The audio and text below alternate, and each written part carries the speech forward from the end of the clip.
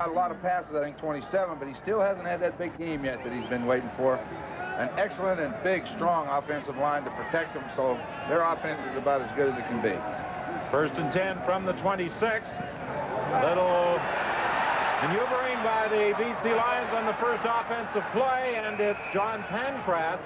The handoff from Roy DeWalt, flipped back to DeWalt. He fired the pass to Pankratz, and the tackle was made by William Mitchell. Well, they tried to get that ball deep to Sandusky. Here's the defensive line. James Curry is the spearhead in there. They got Walter Beldard from Calgary, and he's helped them an awful lot, too. 2 young guys, Glover and Harding, in there. Linebackers, 2 Canadians, Emery and Moen on the outside, and William Mitchell, who was all-conference guy last year. Their deep backs, they've had a lot of changes there, too. Braisley is back, but the other guys are just new in there, but they've got the experience. They've been playing pretty well. Kevan Jenkins, 2nd and 4. He finds a big hole. He gets to the outside and is finally forced out of bounds by the safety, Steve Johnson. Well, that was one of those running plays that we've talked about that you like to see. It was a toss out there. Chased out of bounds by Steve Johnson. Looked like a heck of a play on the blackboard. You want to watch the key block in this particular short yardage play was right here on the end of the line. Nick Hebler will just turn him in, and watch the hole that he has to run through. Nick Hebler does a great job, just walls that linebacker right back inside. Back to the live action, and Roy DeWalt runs for about 5, maybe 6 yards, stopped by Clyde Glover. Glover and Mitchell on the tackle. They'll place the ball at the 42-yard line of the Toronto Argonauts. So it will be 2nd and 4. You know what surprises me, Don? The BC Lions seem to be the only team in the league wanting to run the football, and for years they never did. Last couple of years they never ran at all. They have a lot more balance in their attack this year, the way Kevan has started the season. He gets the call again. Another big hole. He could go. He's gone. He's gone. He's gone. Brought down right at the 1-yard line by Steve Johnson. Well, that must be a source of concern for Coach Obilovich, because we talked to him all week, and the thing that he was most worried about was Kevan Jenkins and getting away. This is your regular draw play, and just an excellent job of adjusting when he got to the line of scrimmage. There was nothing there straight ahead, slid down the line of scrimmage, went to the outside, picked up a couple of blocks, then used his speed. And if he hits this flag down here in the end zone, it should be a touchdown. Well, a gain of 41. The first time he carried, he picked up 29, so he already has 70 yards, and Roy DeWalt has the touchdown. Ron, when they score that easy, sometimes it's a bad sign. They took that ball and went right downfield. This could be an indication that they're going to blow the Argos out tonight, but they could get a little bit complacent, too. That's that big, strong quarterback in there, Roy DeWalt. He didn't have much running over anybody to do. You saw Mitchell come in there and try to get a shoulder in him, but there was a block on Mitchell, and he just carried it right in the end zone. Well, the BC Lions, after their 5th consecutive victory, certainly looking impressive and away to a quick start tonight, as Lou Pasaglia adds the point after. 12:55, the time remaining in this opening quarter, and we'll return to CNE Stadium and the BC kickoff after this. Well, it only took 2 minutes and 5 seconds for the BC Lions to get on the board as Roy DeWalt marched them down the field. 2 key runs by Kevan Jenkins, the leading rusher in the Canadian Football League, and now Lou Pasaglia prepares to kick off as Conrad Holloway, his leg in a cast, watches from the sidelines. Conrad doesn't look like he's too concerned about blitzing linebackers tonight, does he? Not tonight, but he was a little concerned last Friday over at Ivor Wynne Stadium in Hamilton, and of course it was Mitchell Price that put Conrad out of the ball game. He has been limping a couple of times this year as the result of earlier hits, one in a game against Saskatchewan. Kerry Taylor on the attempted return. He was hit by Eric Emery down at the 17-yard line. As Mark Cassell, the young quarterback, the big burden is on him tonight. Lester Brown is back in there at running back with Bronk, though, and he'll help out. Jeff Townsend, the Canadian receiver who did so well against Hamilton last week. The rest of the receivers are just the way they have been, with Terry Greer being the deep threat in there. An offensive line without Ferrone in there tonight. Tom Trefo is taking his place in there at the guard position. Pass is complete to Kerry Taylor. He is hit almost immediately. They ruled on that return that Taylor got to the 20-yard line, so the pass is completed for a pickup of 3 out to the 23-yard line. Well, we talked about that defensive line. Those 4 guys, they can do the job for you. No, not a weakness there. Excellent linebacker. Kevin Konar is kind of the underrated and least talked about, but he's had an outstanding season. And in the secondary, Keith Gooch has moved to the corner, and Jones moved in. That's the only change the Lions have made since the opening game. Well, Mark Cassell is 2 for 2 as he goes to Kerry Taylor on the second passing play, but it's short of a first down, and Keith Gooch took him out of bounds.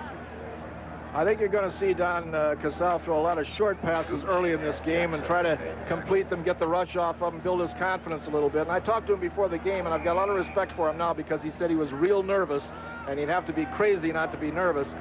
In fact, he's about as nervous as a long-tailed cat in a room full of rocking chairs. And that is nervous.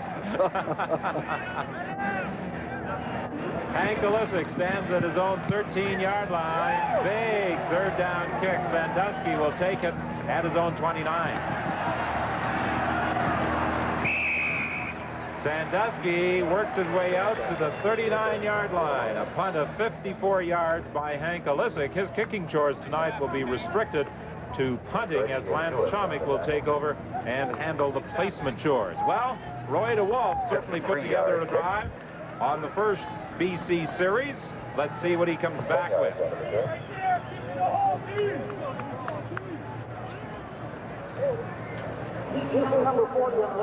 Lance Chomik out of the University of Toronto. 22-year-old Edmonton product, selected in the 6th round of the 1985 CFL College Draft by the Ottawa Roughriders. Then he went to Saskatchewan, and he joined the Argos on a trial earlier in the week. Swing pass to John Pancraft. Good move to get away from Wilson. And he turns it into a gain of about 8 yards. Wilson managed to recover and come back and aid in the tackle. Well, there's nothing fancy about that. They just have, it's almost like a pick. They just kind of rub off that defensive back, and then they break him back deep to the flag. And if no one stays back with him, they throw deep, but they go short to Pancraft. Hebler, Klassen, and Potter come in this short yardage situation. The last time this trio came in, they sprung Kevan Jenkins loose for a gain of 29.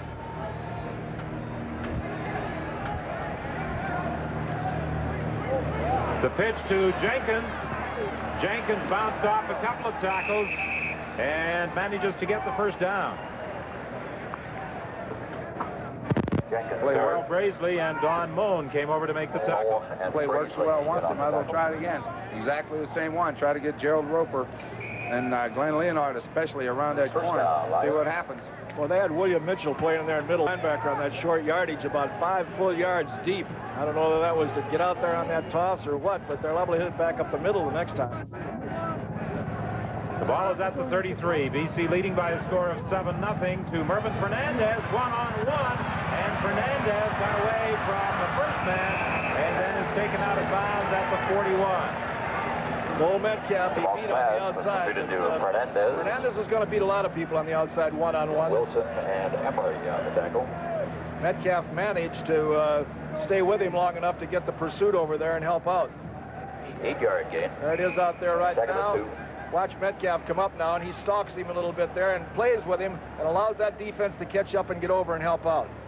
Main thing, he brought him back inside where he got some help, Bill. That's right. Mervyn Fernandez, the leading pass receiver from the BC Lions for the past 3 years. A short yardage situation. Kevan Jenkins again. Good hold. And another first down to the 54-yard line. Stopped there by Darrell Wilson. And so far, this BC Lion offense has looked awesome.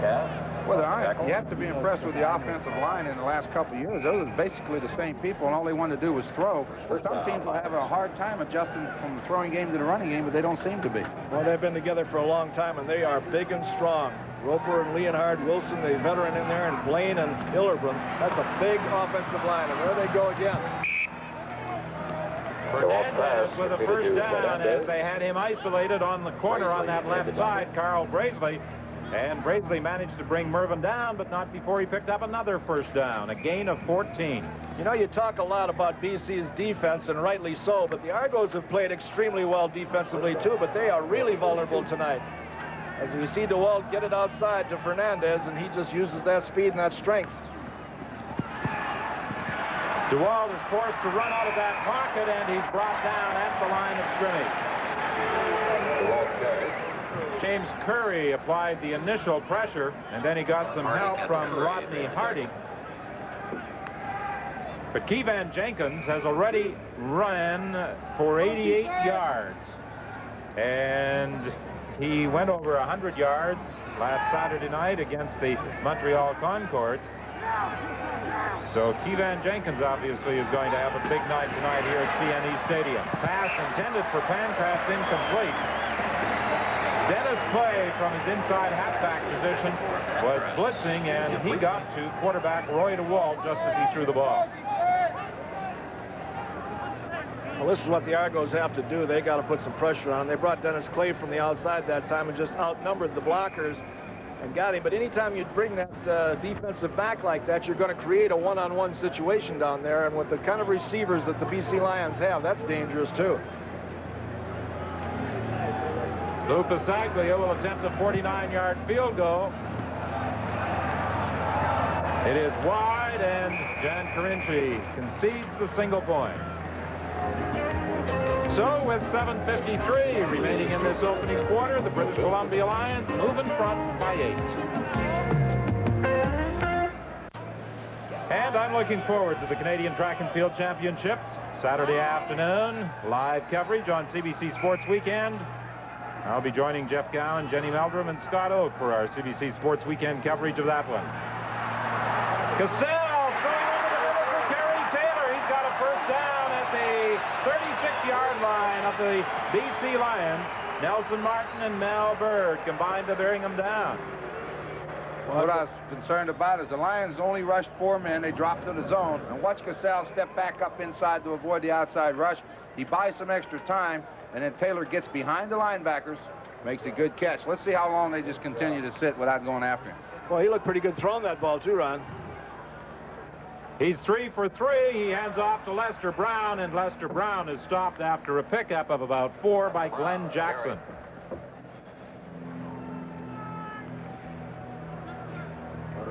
Lester Brown went out of the Toronto Argonaut lineup a couple of weeks ago against the Winnipeg Blue Bombers as Sterling Hines came in.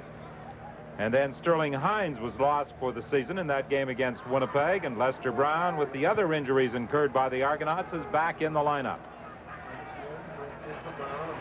On this play, however, Jan Carinci is in for Brown. The pass incomplete. It was over the head of Carinci. As a matter of fact, the closest Argonaut to it was Tony Antunovic, the guard, who had moved out to try and lead some blocking downfield. They tried to set that screen in there at a Bronc, and that play works best for the Argonauts when it's real quick. He gets back and hits him quick before that defense can adjust. Those linebackers are moving. That time, they did a pretty good job of hitting Bronc, and he couldn't get open. Lance Chomick will attempt a field goal from 39 yards out. We were watching him prior to the pregame warm-up, and he was hitting the ball consistently from 55 and 60 yards away. Somebody must be doing something right at the University of Toronto, because Dean Dorsey over there in Ottawa is also a University of Toronto boy as Chomick makes his field goal. So Lance Chomick puts the Toronto Argonauts on the board, and leading the applause at the Argo bench is the injured quarterback Conrad Holloway. 8-3. The BC Lions lead the Toronto Argonauts with 6:18 still to be played in this opening quarter. And that has to be a confidence builder for young Chomick. Well, you know, he was waiting on how many games now to get the opportunity to go in there and kick that first one, and to see it go through the uprights. His first professional game, I guess it'd be a confidence builder. 1st and 10 from the 35 to the sideline. Sandusky makes the catch out of bounds at the 47. A first down for the BC Lions. This is Sandusky. Boy, he does that an awful lot, leaving his feet and just catching that ball and not fumbling it once he falls down. He's got excellent hands. 12-yard game. First down. There's Chomick in his first professional attempt. And look at him. Look at the response of this young man. You don't think he's happy? First down, BC. DeWalt pumps once, twice, 3 times, finally flips it off to Pancraft, and it's knocked away by Metcalf.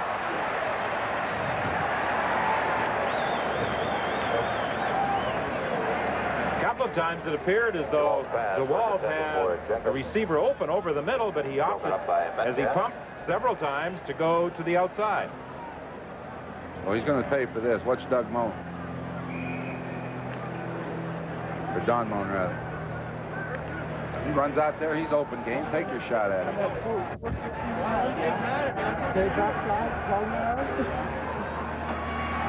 Second and 10. Ball is at the 47, trying to set up the screen to John Henry White.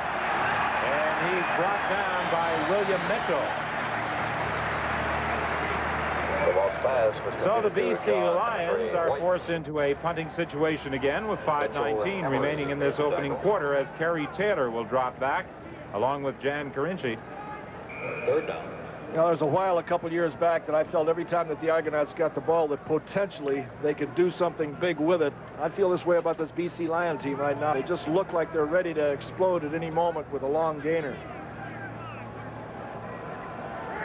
Lupus Aglia stands at his own 38-yard line for this third down kick. Carinci lets it bounce and then takes it at the 10. Carinci gets out to the 18-yard line where Ryan Potter was there to greet him, and that's where the Toronto Argonauts will scrimmage first and 10 with 4:50 remaining in this opening quarter when we return to CNE Stadium. As tomorrow, Ron Lancaster and Leo Cahill will be traveling to Calgary to join Steve Armitage for coverage of that game on Saturday night involving the Stampeders and the Saskatchewan Roughriders. Inside handoff with Lester Brown. He is stopped after a pickup of about 3. Something I think we might watch tonight defensively as far as the Lions are concerned is number 99, Nick Hebler. He more or less has been given the green light to do as he wishes from that defensive end position tonight. That's a good way to have it if you're the defensive end. I know it'll drive somebody crazy. You hope that he does the right thing and stays outside on the quarterbacks, number 1. But if you're going to turn someone loose, him or Parker's as good as any. Mark Casal is brought down, and he had 3 orange and white jerseys surrounding him, and it was Rick Clausen who actually made the tackle, forcing the Argos to kick it away again. Well, it didn't take them long. Second series, they went after him. You know, although Casal is a fairly good runner, he's certainly in the same category with some of the other quarterbacks that can run in this league. And I think that's why they're giving these defensive linemen from the BC Lions a little bit more green light on their rush lanes. They're just turning him loose, not being that much concerned about his running. Plus the fact that they like to get him in the open field. He's a big target to hit at.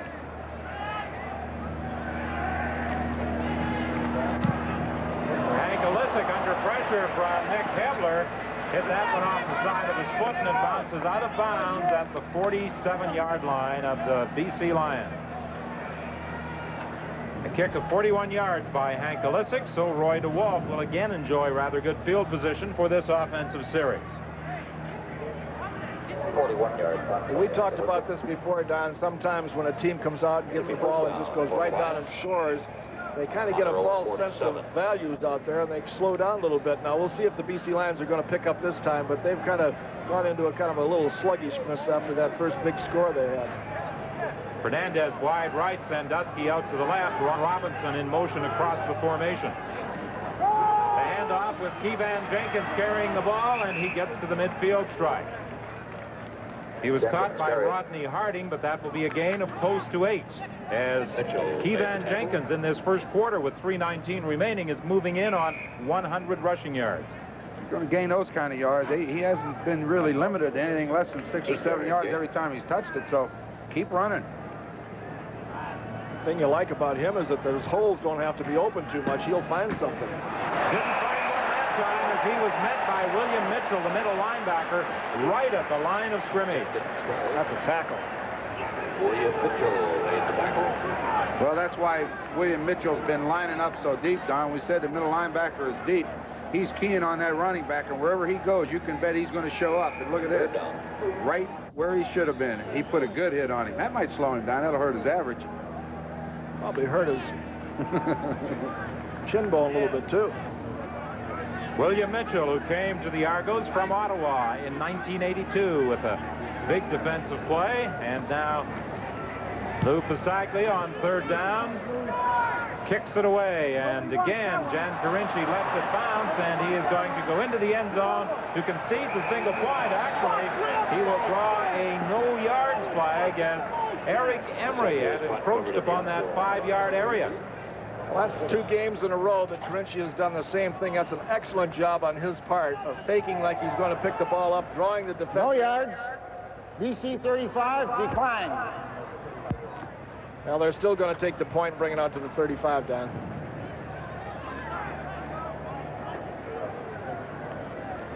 Actually, Carinci almost mishandled that ball as it appeared to hit the side of his leg, and it almost got away from him. And Eric Emery, product of Cal Fullerton, was guilty of that no yards infraction, but it really didn't matter because the BC Lions will get the single point. The penalty is declined, and the Toronto Argonauts are hoping that this will improve their field position as they're out at the 35.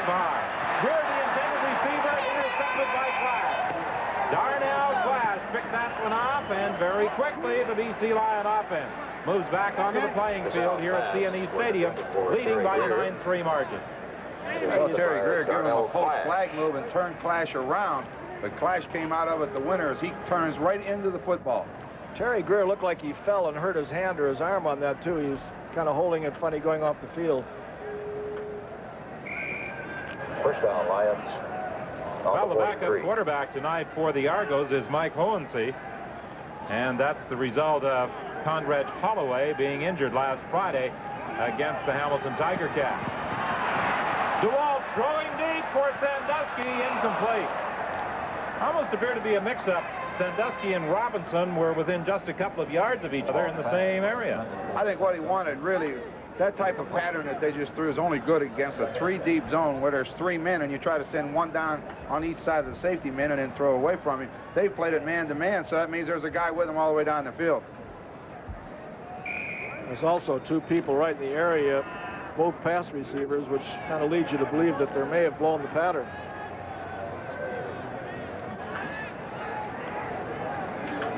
Second and 10. The ball is at the 42.5-yard line. Sideline for Sandusky. He was out of bounds. He was trying to maintain his balance, keep his feet in bounds, unable to do so on that throw from Roy DeWalt. So again, BC Lions, leading by a 9-3 margin, are forced into a punting situation with 1:32 remaining in this opening quarter. Not any argument at all from the BC bench, so you know he was out of bounds.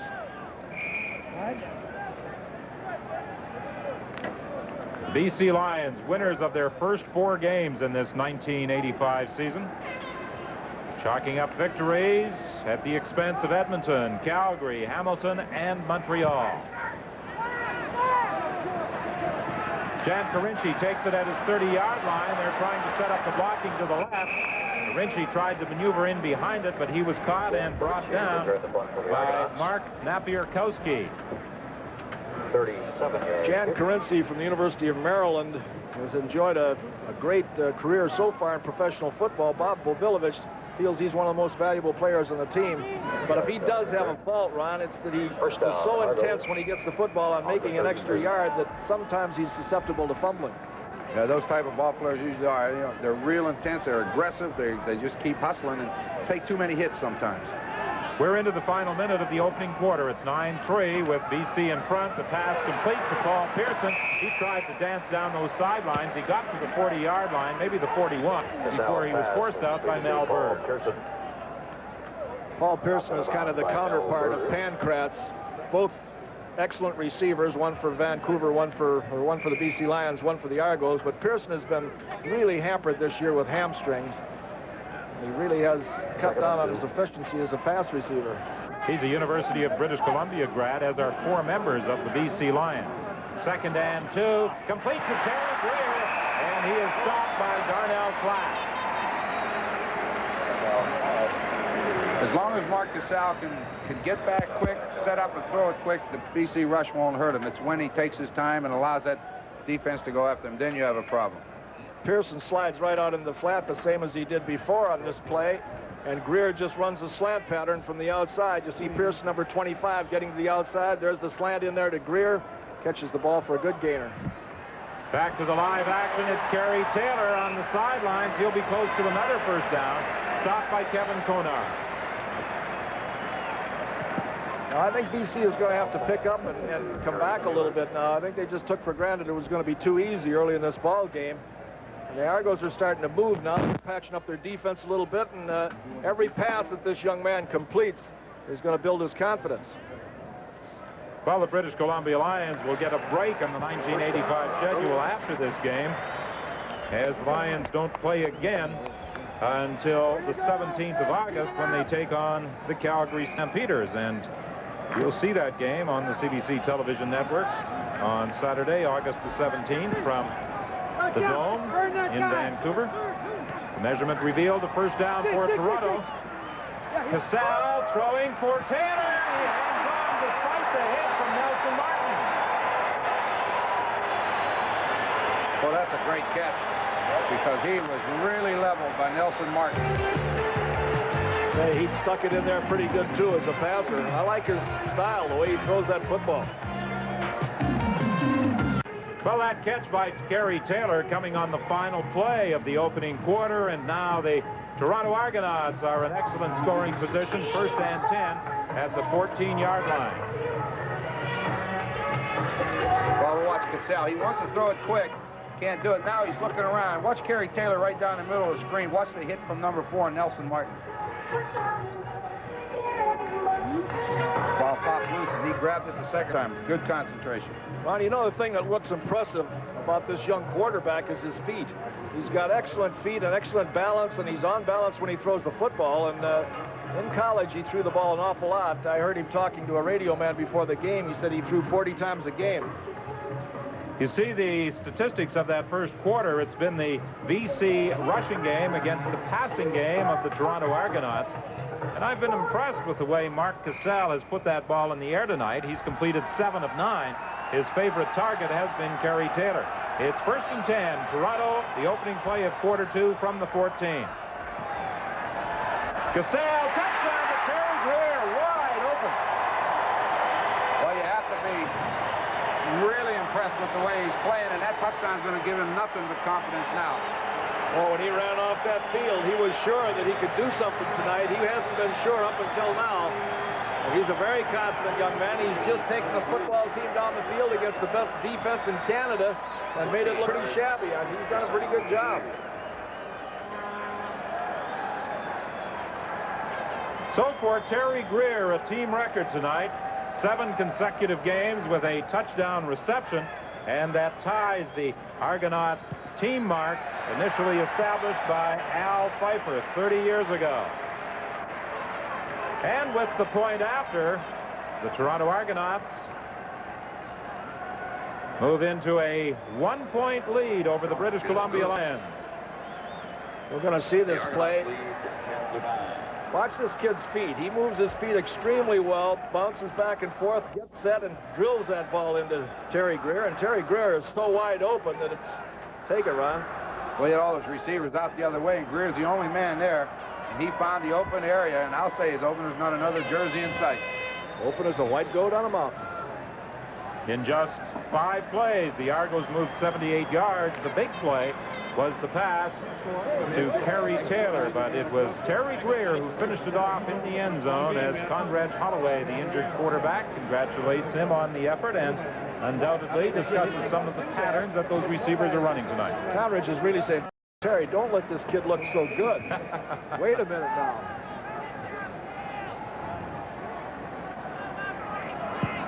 And Chomik trying to chip it into the hole, but it's picked off by Mark DeBrays. And he's caught immediately by William Mitchell, but there's also a penalty flag on the play at the 34-yard line. Think it could be a face mask? Flag got it. Indeed it is against the Argonauts' William Mitchell.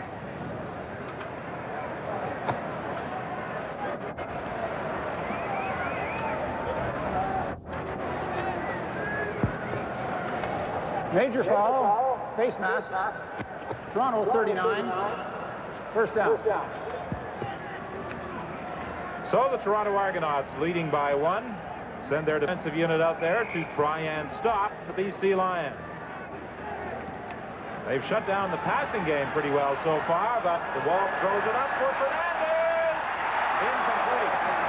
Carl Brazeley was there defending against Swerve Mervyn.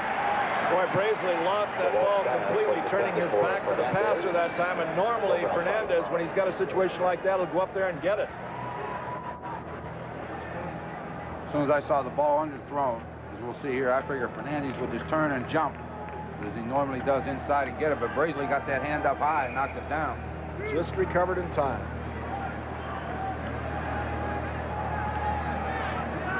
Brazeley moves out to his left corner position, and again he is facing Mervyn Fernandez, and that's something that the left corners find most times. They're covering the #1 receiver in the league.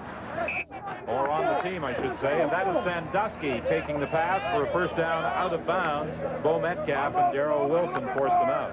Well, anybody that doesn't think DeWalt's got a strong arm ought to look at that play right there. He got back off balance and shot that thing over to the sidelines. About a 45-yard pass on a trajectory. Right on the money. First down, Lions. Sandusky to the left. Fernandez lines up to the right. First and 10. The ball is at the 47 of Toronto. Draw play with Kevan Jenkins. He gets to the 40-yard line. And that'll put him over 100 yards rushing for the night as he's brought down by William Mitchell.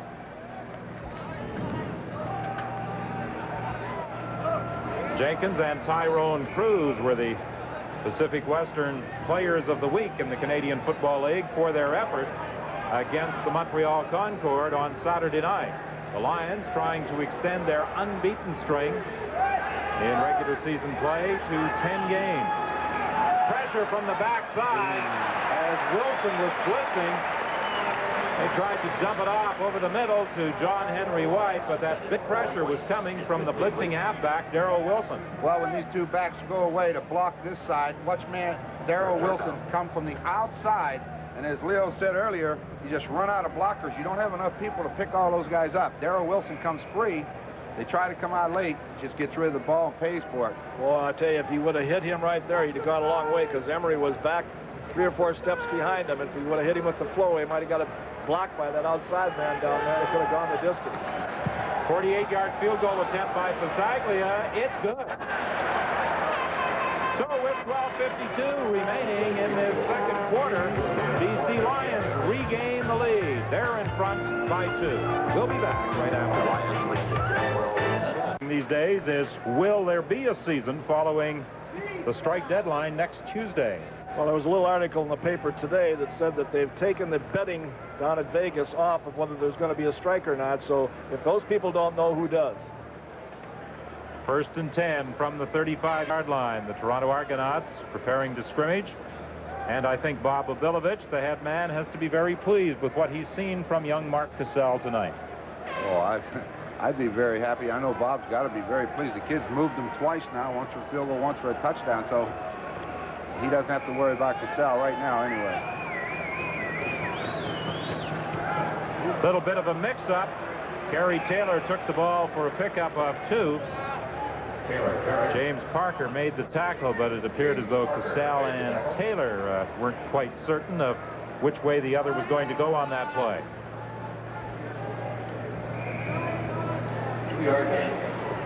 Don Matthews, the 11th coach in the history of the BC Lions. He has certainly had a very impressive winning percentage since joining the club from Edmonton. That screen to Lester Brown, caught immediately by Rick Clausen. Boy, Clausen played that about as well as you can. They usually have a defensive lineman that they call a spy man. And he's in charge of delivering a blow on the offensive blocker and just hanging in there and looking for any screens that may come up the middle. You'll see number 90. What's 91? Rick Clausen. It's blocked and then Clausen. 90 makes a good play too, and Clausen comes in and closes it down. That is a good job. That, you say the spy man. Just happened to be in the right place. Only one man back for this third down kick by Hank Olisic. It's Darnell Clash taking the ball at the 34. Hold on. He has that move where he spins away from people, and it works to perfection again as he gets it all the way back to the 52 of Toronto before being stopped by Dan Rastovich. I heard Clash say that he's a little bit disenchanted by the fact that he returned one for a touchdown and was called back. But he knows that those blockers are trying their best to open things up for him. Watch him make a turn. Just a great spin there, stays on his feet, picks up blockers, and he is dangerous every time he gets the football. Herman Fernandez is dangerous every time he gets that football, and Bo Metcalf must have been schooled in that regard because he was on him quickly. Well, they like to throw that pattern, but I'll tell you, when Metcalf is 200 pounds and about 6'3", when he comes up there, he'll hit you pretty good, and the ball's thrown low, and that puts Fernandez right at his mercy. And he didn't show him in. Actually, a loss of 1. It will be 2nd and 11. 11:07 the time remaining in this second quarter. 12-10, the BC Lions lead. DeWalt throwing deep for Sandusky, incomplete. He was being watched by the safety Johnson and Carl Graisley. Rodney Harding was applying the pressure to quarterback Roy DeWalt. Well, Sandusky came down in there to try to rub off Dennis Clay, and Dennis Clay just gave him a pretty good shot, and that delayed him from getting out there. And that helps your corner because that allows Graisley to get back there to get it. Those receivers want to run close to those defensive backs, they're going to get hit. Carinci and Taylor are back to accept Lou Pasaglia's third down punt.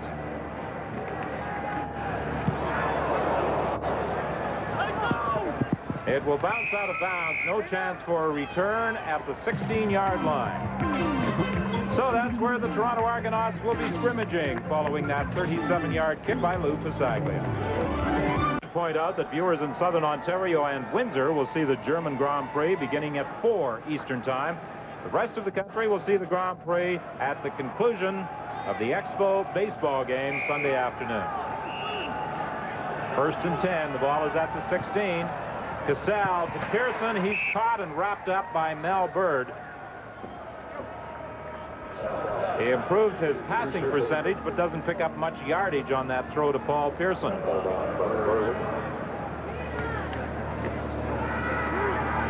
And Donnie Matthews, I think, on the sideline there shows a little indication that he is wondering when his BC Lions are going to start moving.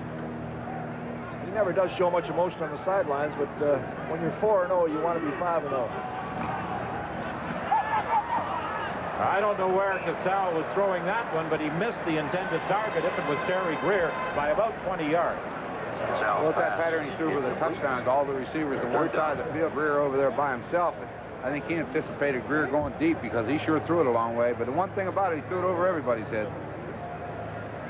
You're saying, Coach Obilovich is saying, Mark, you know, Terry's fast, but he's not that fast. So Hank Olisic, relieved of the place-kicking chores for tonight's game, can concentrate on his putting duties. And he'd like to get a good one away here with just one man back. He stands at his own 5-yard line. Here's some pressure from the outside, and he was hurried with that kick. It bounces to Darnell Clash at the 53. He's still on his feet, and they're ruling that he was down. The Argos were fortunate on that one because he was gone. He kept bouncing off the tacklers, and apparently the whistle had gone. Well, there's no question the whistle did blow, and when that whistle blows, it's all over. Well, this kicks off Week 5 in the Canadian Football League. Tomorrow night, 2 games, Ottawa at Edmonton, Hamilton at Montreal, and then on Saturday, Saskatchewan visits Calgary, and a game you'll see on CBC television. 1st and 10. The ball is at the 53. Drop play is Keevan Jenkins caught immediately by James Curry. James Curry made the tackle. Actually, the BC Lions have had excellent field position the last couple of times they've had the ball and haven't really been able to capitalize. And DeWalt seems like on a sure passing down that he's going deep all the time, Ron. Yeah, he sure has. Those backs coming out of the backfield have been open, too. 2nd and 12 from midfield with 9:04 remaining in this first half. DeWalt passing over the middle. It's complete to Pankratz, but he'll be stopped short of the first down by Darrell Wilson. DeWalt's fast. Wilson covered that one about as well as you can, and Pankratz made an exceptional catch. Actually, they called it incomplete. Let's see what happens.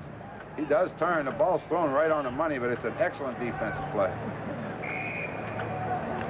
Somewhere in between the time that ball was jostled and the time he hit the ground, it got loose, but we couldn't see it. Well, our end zone camera revealed that that ball did pop away, so it's a third down punt at the 40-yard line. Bisaglia hits it high, and it will take a big bounce, and Carinci will let it roll into the end zone and will concede the single point. Bob Obilovich is making sure that his quarterback, Mark Cassell, the young guy from Montclair, doesn't start in bad field position. He's going to get him out to that 35-yard line because that's about 3 punts now. They've made no effort at all to catch everybody going in the end zone. I don't know if I agree with it, but one thing about it, looking at it from a quarterback's standpoint, it's much better to start at your 35. I think that's what the coach feels, that as long as this kid needs some experience in there, he's not going to put him in an added position of starting him down on the goal line. A 55-yard single by Lou Bisaglia gives the Lions a 13-10 lead. Cassell to the sidelines to Pearson, and he is forced out of bounds by Tyrone Cruz. Tyrone Cruz, number 91, was another CFL Star of the Week for his performance against the Montreal Concorde. There's a penalty flag downfield in the vicinity of the 45-yard line. Coach Matthews says, take him back. That's a defensive coach's thinking. He's not worried about wasting it down. He says, take him back, let's have some good field position, and we'll hold him. Let's listen to referee Lorne Woods. Illegal interference. Toronto number 10. First down repeated. So Terry Greer was guilty of that interference. And that moves the ball back to the 25. It will be first and 20 now. And you can bet that the Lions will be going after him. They put some pressure on and hurry the throw with Kerry Taylor, the intended receiver. Just as well that ball was thrown into the ground. Andre Jones was just sitting there waiting on him to catch the football. He had him all lined up.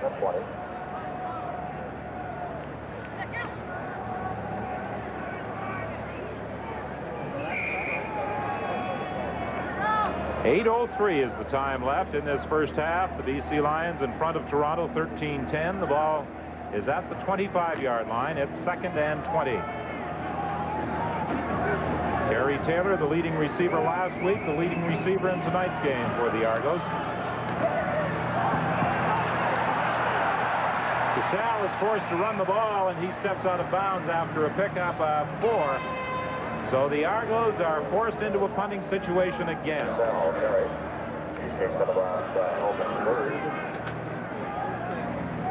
So Bob Obilovich talking to Terry Greer. He had gone deep down the sidelines, and then when the quarterback was in trouble, he came back to the sideline. Even if he had thrown him the football, he wouldn't have made the first down, and I think he just elected to keep it himself. If he'd have caught it, he'd only gained about 11 yards. This time Sandusky joins Clash on the punt return team. He's going to have to fight him for the ball. That Clash loves to return him.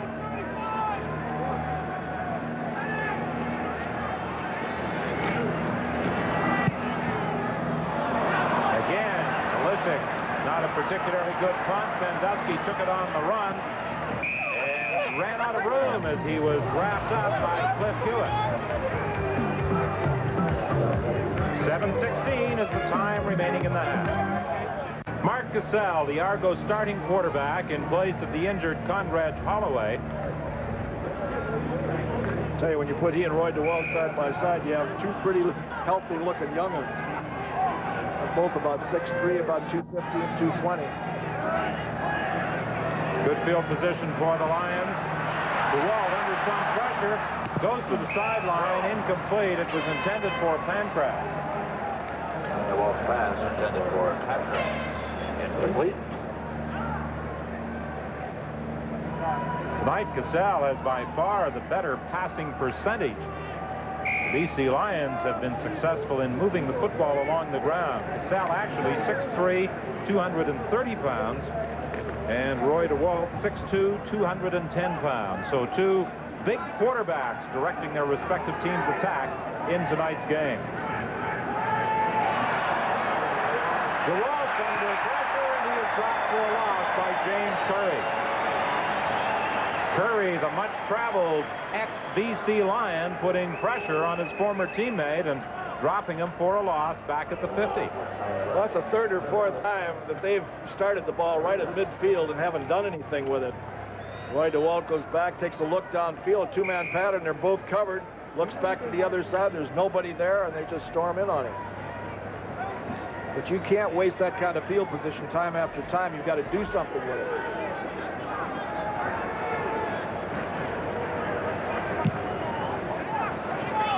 Again, the Argo punt return people let the ball bounce into the end zone. And Carinci concedes another single point. A 50-yard kick by Lou Pasaglia. Well, if we were at the Dome at the stadium at BC Place with that noise from the stands, they'd be going Lou, Lou, Lou. But here at CNE Stadium, it's boo, as they are not thrilled with the decision by the Toronto Argonauts to let those balls bounce into the end zone.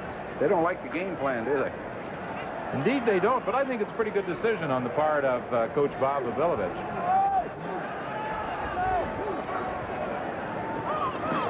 Lester Brown was tripped up in the backfield. Penetration made by James Parker. I saw him in the lobby of the hotel today, all dressed up. I said to Nick Hebler, is he always dressed up? He's at 7 in the morning. I don't think the man owns a pair of blue jeans, but he has a lot of suits, a lot of shoes, and he is always dressed as though he's going out in the town. Right about now, the Toronto Argonauts probably wish he was out in the town instead of in that backfield harassing Cassell. Cassell gets the pass away. It's tipped by Nelson Martin, intended for Kerry Taylor. Martin just mistimed his jump. I thought he was going to intercept that, but he was in the air a long time, and when he was coming down, the ball was just getting there. Well, Martin did a good job coming from his rover position there because Taylor had him beat on the outside.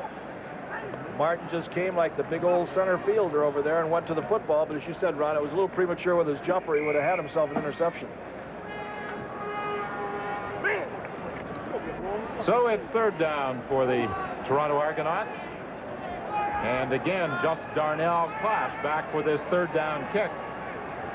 Lysak's last kick only traveled 25 yards. They've been putting some pressure on him. They'll try and get to this one again, but he gets away a good kick this time.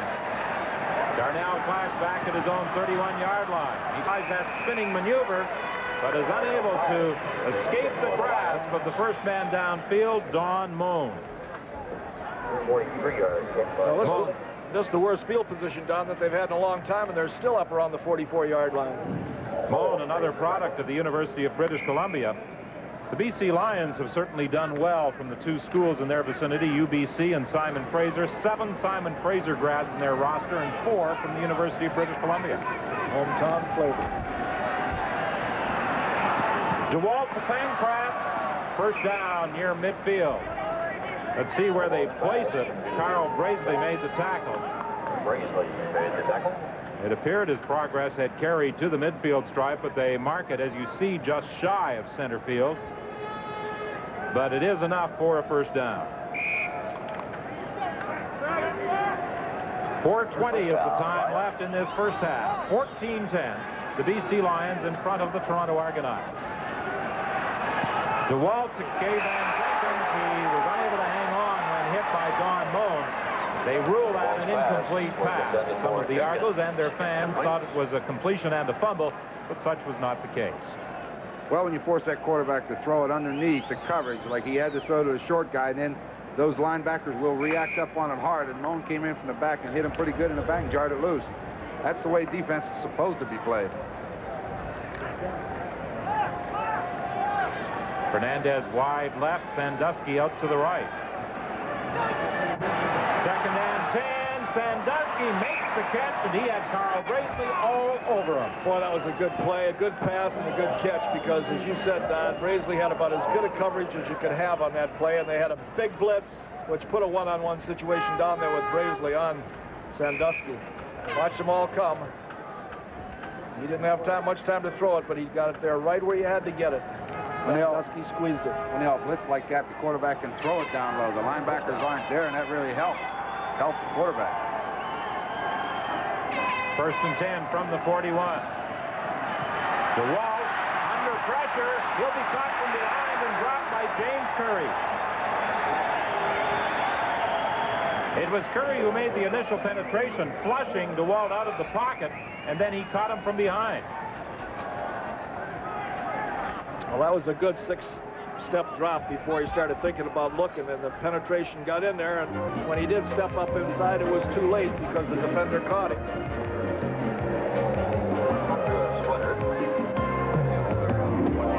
Remaining in the half here at CNE Stadium, and wherever you're looking in across the CBC television network tonight, we hope you're enjoying Thursday night CFL action on CBC.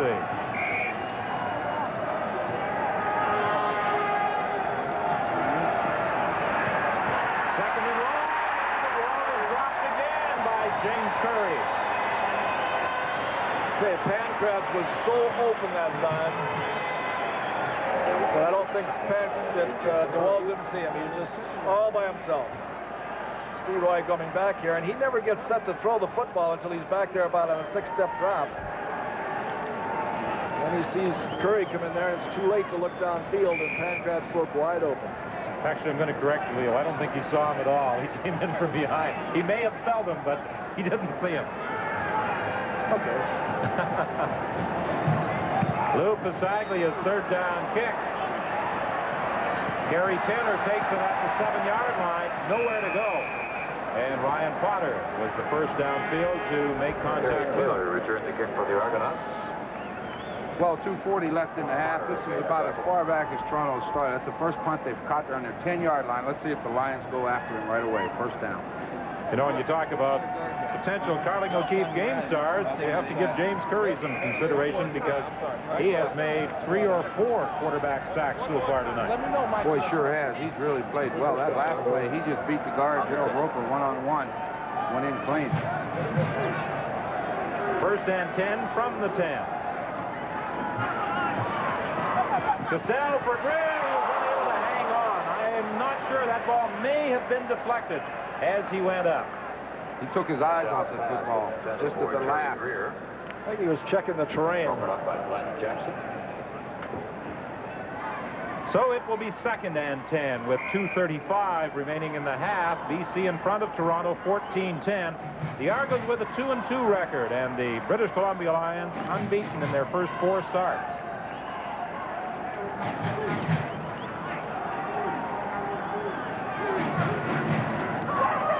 The pitch to Lester Brown. He is going nowhere. He was wrapped up immediately by Nick Hebler, and then he got some help from Mike Gray. You know, a guy that really is a lot of times underestimated is that first guy that gets in there and stirs things up in the backfield. A lot of times he doesn't make the tackle, but he breaks the consistency of the play, makes the back change directions, and then any good defense just zeroes in on him. And Nick Hebler is great at getting that penetration. Nick Hebler, who for the past 2 years has been out of the BC lineup for at least part of the season as the result of injury. They say Nick Hebler doesn't get ulcers, he gives them. He has been one of the dominant defensive players in the CFL for the past 4 years. Good kick. Chases Darnell Clark back to midfield, and he fumbled the ball back to his own 53, but it went out of bounds, so there's no opportunity for a return after that 48-yard punt by Hank Olisic. Well, the Saskatchewan Roughriders will be facing Calgary Saturday night on CFL action on CBC, and we'll have a report on the Saskatchewan Roughriders at halftime. We'll also have updates on what's transpiring in the world of sport on this Thursday night. There it goes. He's got him beat. DeWalt passing for Fernandez, knocked down by Steve Johnson, the safety who came over to help out Bo Metcalf. Well, Metcalf has been very aggressive this first half in coming up and making plays on Fernandez. That time Fernandez went down and bent it to the outside. give him the look to the outside, and then turn it downfield. And here you see him as he turned it downfield, and it was just a great reaction from the inside that time that stopped the play because he had Metcalf beat, but Dennis Clay come over there and helped out. I think that replay also showed something else about Mervyn Fernandez. If you watched his eyes concentrating on that ball, not blinking as he ran down the field. Well, that's a good receiver has to do that. He has to be able to find that ball. That's the only thing that's important to him. Here they come. I'm going to say complete to Sandusky over the middle. He was wide open, but could not hang on. He'd have gone a long way on that one, too, if he caught that pass. But a big rush by the Argos that time, but DeWalt had the presence of mind to dump the ball off, and it was just a little bit off, but still catchable, Ron. Well, they blitz 8 people, like you say, and the guy goes right into the middle, and he was wide open, and DeWalt looked immediately in there, found him. He couldn't throw it any better. This game started as though the Lions were going to blow the Argos right out of the park, and I'm sure many of their followers here at CNE Stadium felt the same. But the Argo defense unit has settled down, and they have pretty much restricted the play of the BC Lions since then. Jan Carinci on the return to his 26-yard line. Jamie Gleese was there to make the tackle. That was a 43-yard kick by Lou Fasaglia. 1:47 the time left in the half. A 4-point advantage for the BC Lions. Of course, number 1 of all time in the CFL for punt return yardage is Paul Bennett of the Hamilton Tiger Cats. First touchdown, Argos 25. Mark Cassell, 1st and 10 from his own 26.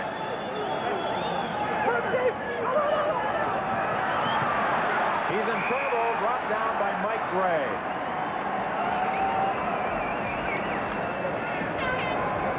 Well, at the start of our telecast, we said that Cassell would have his hands full tonight with the front 4 of the BC Lions. The 2 ends, Parker and Hepler, and Clausen and Gray inside. He sprinted this way, and Glenn Jackson got out underneath the receiver. Now he scrambles around, and Mike Gray, he's leading them right now with 5 sacks. He just picks up another one. Played real well this year for them. Cassell passing along the sidelines, intended for Terry Greer, incomplete. Darnell Clash was over there defending. Boy, he about took that referee's hat off. In fact, he did take his hat off. So with 1:23 remaining in the half, the BC Lions will get another opportunity. This will be the 5th or 6th time that they've gotten the ball just about at midfield and haven't done much with it, which is a tribute to the Argos, the way they're playing. But I think it also kind of bears testimony to what I said earlier, that when a team scores as easy as the BC Lions did on their first drive, they sometimes take something out of them, and that's exactly what's happened. They're not the same football team after that. Well, the BC Lions have called a timeout with 1:23 remaining on the clock. Nick Hepler, getting back into the play very quickly, went over to the official to indicate a timeout. The Lions with 179 yards. They have an advantage along the ground, while the Argos have the edge through the air. Toronto has only been able to run the ball for 13 yards tonight. They have been concentrating solely on the passing attack. Okay. So you want to be an official, huh? Just watch this one. Clash said, "You're in my way, Mr. Referee," and just took his hat off.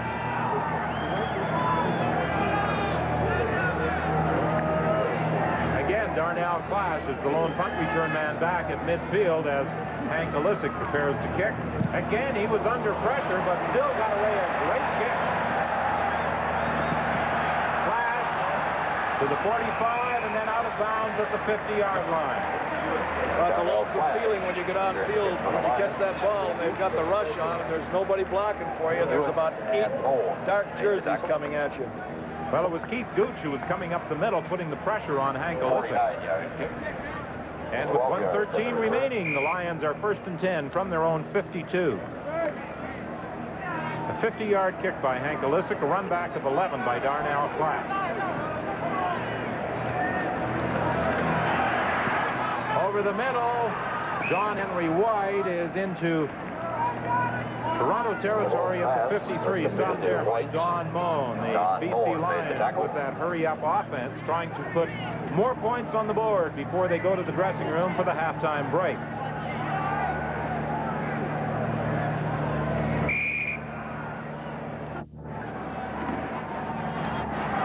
Over the middle to Kevan Jenkins, another first down for the BC Lions as he fights to the 46. Stopped there by William Mitchell. Well, it seemed to me that those backs coming out of the backfield have been open all night, and Roy has been concentrating more on deeper patterns, but he just has a little bit of patience. I think he can move this football team.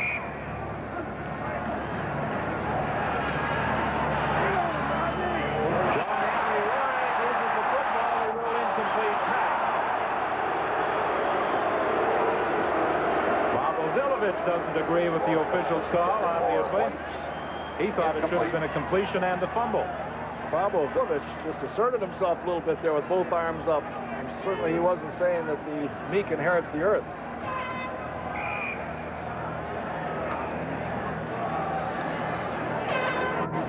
I think he may have a valid argument. He just might. 2nd and 10. Complete to Kevan Jenkins. Down the sidelines he goes. Touchdown! I'll tell you, I never would have thought that play would go for a touchdown. Boy, he turned on a little bit of speed on there. He didn't have much margin down that sideline. But when he got that ball, and I think the Argonauts are probably the most surprised people in the world because they didn't think he was going to score either. Well, you know, they did what they wanted to do. They forced him to throw it to the short guy. Look. Trouble is, there's nobody there with him. Let's see what Pankratz does. Does he help him? Does a good job. Just kind of stands there. It almost appeared as though Carl Braisley thought he had stepped out of bounds as he came over.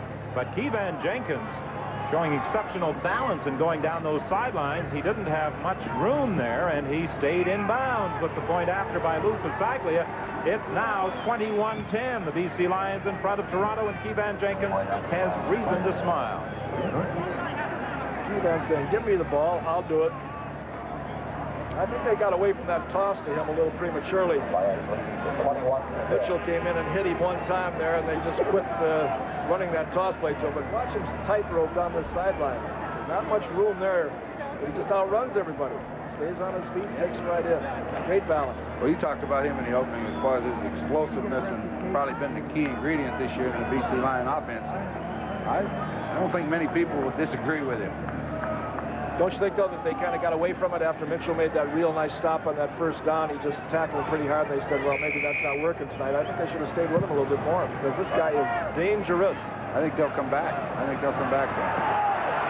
Gary Taylor catches the ball in the end zone. I'm not sure that was a wise decision. Had he let that one go, I think it would have gone right through the end zone. Well, the thing is, with 42 seconds left in the half, what you want to do is get out of there and not take a point and use up your 42 seconds.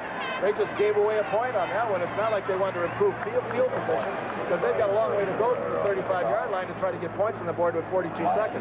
Now watch them get on there and kick a field goal. I'll agree with you. I can understand them giving the points up on the punts, but with 42 seconds, you don't give them anything. On the 35.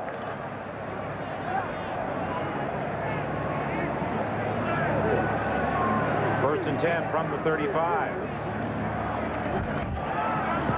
Pass is complete, but Tyrone Cruz is making sure that Bob Bronk isn't going anywhere as he wrapped him up right at the line of scrimmage. These guys are schooled so well defensively. The more you're on a football team, the more you understand that it just takes a certain degree and a certain amount of chemistry on a football team to make it a good one, and they've got the chemistry, right? Well, they sure do. Their defense, as you say, they make very few mistakes. Casal runs out of room. And 31 seconds remain in the half. Well, you see Bob Bogdanovich get a little bit upset there. I think what he's upset about is with the pass to Bronk in the field of play, Casal should have gone in the huddle and used his 20 seconds and tried to kill the clock. This way, he's going to give the Lions another chance. That's a real good point. Inexperience at the quarterbacking position. And this guy right standing out there in front of you, number one, you never know what he's going to do when he gets the ball. He might end up at Lake Michigan. Oh, is this Lake Ontario? Where are we? It's one of the 5, Leo.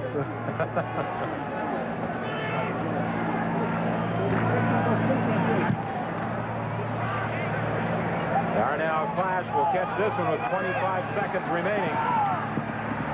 Look out! Boy, you know what he's going to do? They're going to get a field goal out of this. They may get a touchdown. They got time for a couple plays before they have to kick it. 17 seconds. A run back of 38 yards after a 41-yard punt by Hank Olisic, and he showed tremendous balance. This is Mr. Excitement. He knows where to bob and weave and knit and crochet when he goes down that sideline. 17 seconds remaining. It's 1st and 10 for the BC Lions from the 35-yard line. Kevan Jenkins gets the call, and he is down to the 27-yard line with 12 seconds remaining. William Mitchell was there to make the tackle, so it's 2nd and 3. Johnny Matthews says enough of this nonsense. Get in there, Pasqualia. Lou Pasaglia, born and raised in the shadow of Empire Stadium in Vancouver. Played there for a lot of years, now is in the Vancouver place. Real favorite. I'm a little surprised. I thought they may have had time for 2 plays. Well, when he decided to run the football, then you might as well go ahead and do it and get it over with. He was just trying to get to the field goal position, so he'd accomplished that. Pasaglia with the kick. It's good. And the BC Lions go to the dressing room with a 15-point lead. The Lions in front of the Toronto Argonauts after 30 minutes here at CNE Stadium by a score of 25-10. Now, stay tuned for our halftime show. Don Whitman, bring us up. Another big night, running for 109 yards, and he hauled in 2 passes for 53 more. So of that Lions total offense, he has contributed 162 yards. The Lions with a big edge in running with the ball, and they have also moved ahead now in throwing the football. Roy DeWalt hitting on 12 of 25 attempts. Mark Cassell, 11 of 18. And it's 25-10, BC leading Toronto at halftime.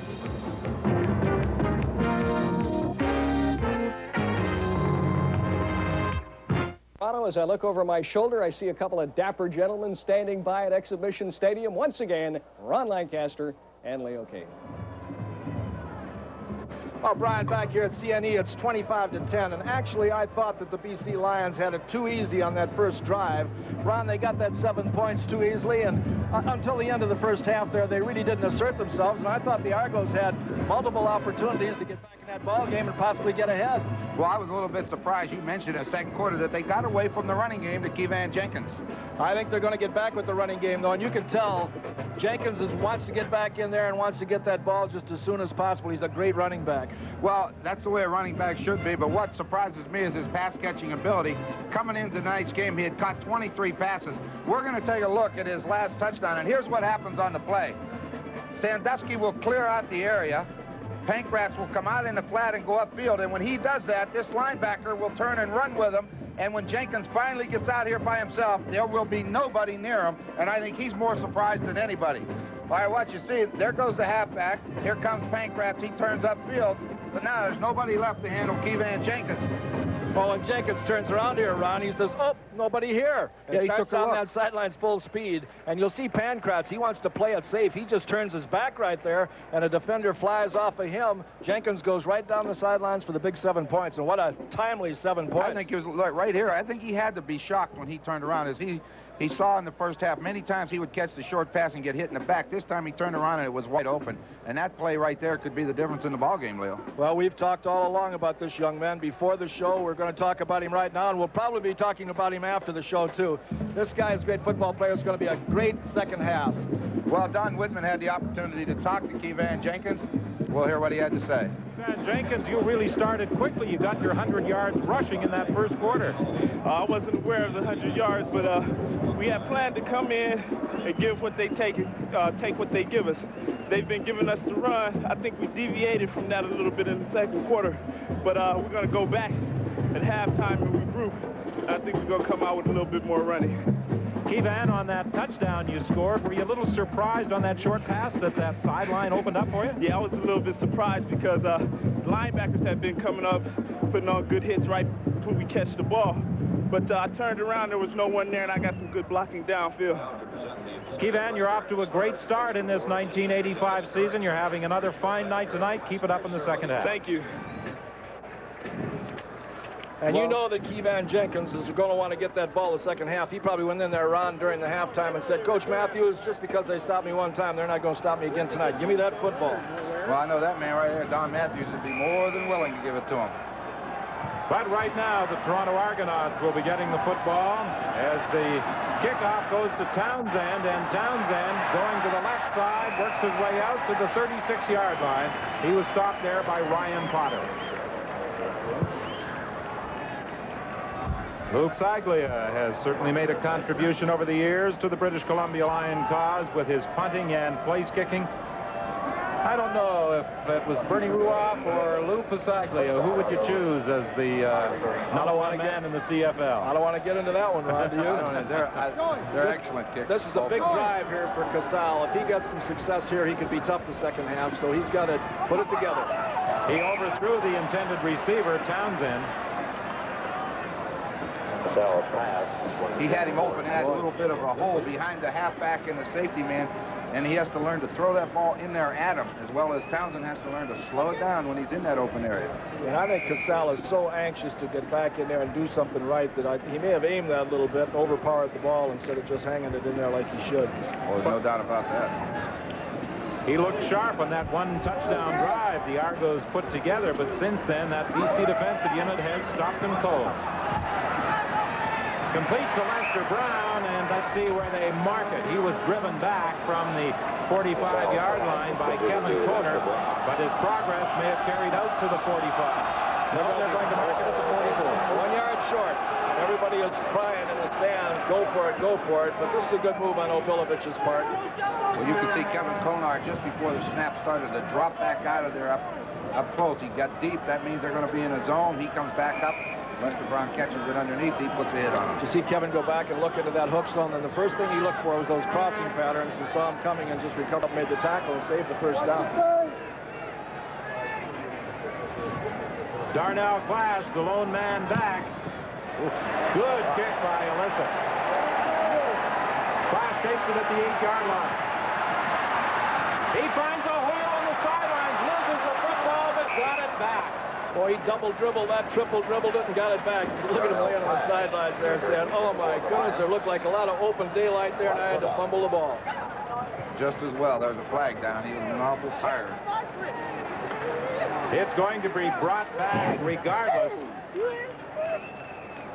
Man, you're the best.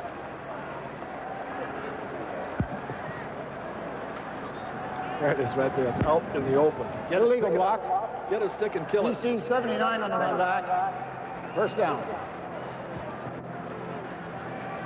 So that takes the ball back to the 16-yard line. Darnell Clash, an exciting punt returner. One of the most exciting we've seen in a long, long while in the CFL. The screen pass to Kevan Jenkins, and that was one block away from perhaps going all the way. Boy, that was. And they had a blocker downfield, too. That was very close. They had Robinson outside, and then they had Merv Fernandez in the backfield, and he went in motion and came out there and was a blocker also, and he came within a half a block of being a long, long touchdown. Well, Merv can throw the football, too. We're going to see one of these times Merv catch that ball out there in that hitch pass and throw a pass off of it.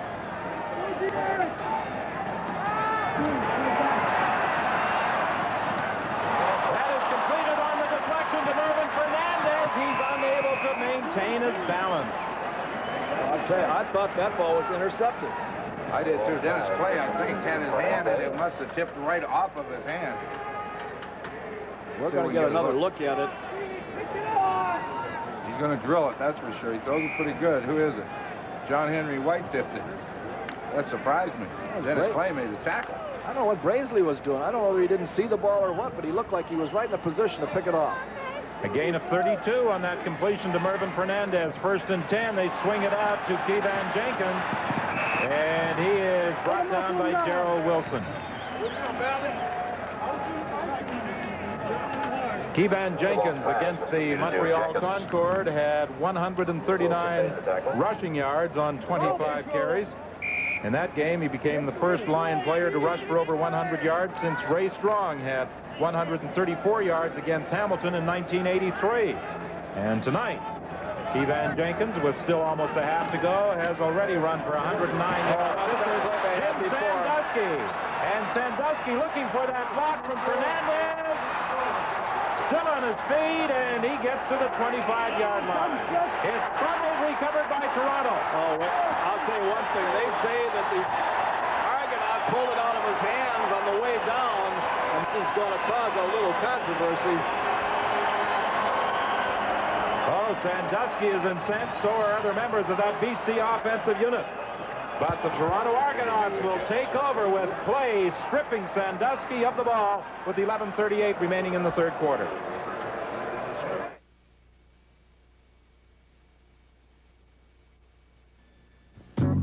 Argonauts will have the football at the 25, but I think they're rather fortunate to have the ball. Well, they sure are. I thought that was a heck of a play. Well executed, and from here it looked like he was down, but maybe he lost it on the way down, but the Argonauts got a big break. That was the same pass that they tried to hit him going across the middle right there before the half and overthrew it just a little bit. Cassell along the sidelines, incomplete. It was intended for Paul Pearson. He was being pressured by Kevin Konar, and it was fired right into the BC bench. About that play. You see Pankratz pointing? That's Darrell Wilson. They're coming with everybody they have. So all they do is Pankratz goes this way, and Sandusky comes into the middle, and watch how wide open he is. There is no safety man. He's already rushing. There he gets right into the middle, and the two Argonaut defenders, it looked like they ran into one another, and he's the only man on the screen, as you can see. Now maybe we'll get a look and see just what happened down here at the end of this play. All right, here comes Clay. I don't know. Penalty flag on the play. The pass incomplete, intended for Pearson. It almost appeared as though Sandusky, thinking the play was dead, just simply released the ball with Clay trying to pull it away from him. Yeah, I'll tell you what, a lot of backs do that. When they're on the ground and the whistle's blown, they just let go of the ball. A holding call against Toronto. Holding. Toronto 56. Decline. Third down. Ian Beckstead, the center. A University of Richmond product who was signed as a free agent after initially being drafted by Ottawa in 1983. Well, let's dub this man Mr. Excitement, because he certainly has been that and more.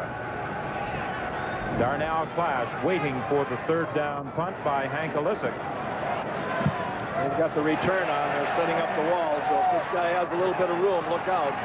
There's a big wall over here on this side. Nice play. Good thing Corinci got him. Nice play by Corinci. Jan Corinci got through to stop Darnell Clash at the 40-yard line. A return of 5 after a 50-yard kick by Hank Olisic. But if Corinci had not broken through to stop Darnell Clash, he may have gone. You see Darnell right there. He knew it was close. There's just, he trips him up. It's a good thing, because they're going to block Clay to the outside. You see Emery had position on him, and if he gets through there, there's a lot of open field. On the 40. Now we're going to see if they're going to go to their running game a little bit here. They give it to Kevan Jenkins. He finds a hole up the middle, and he has a gain up to the 49-yard line. Stopped there by James Curry, a pickup of 9. Jenkins carried. As a guy that's been a great football player, he loves to play. Last year he was out for about 9 games with a broken leg, and they really missed him. Nick Hebler. A Simon Fraser product, the 1979 territorial protection of the British Columbia Lions. Well, they put Michael Gray in at his end position in the short yardage instead of Hebler. Let's see what Gray does.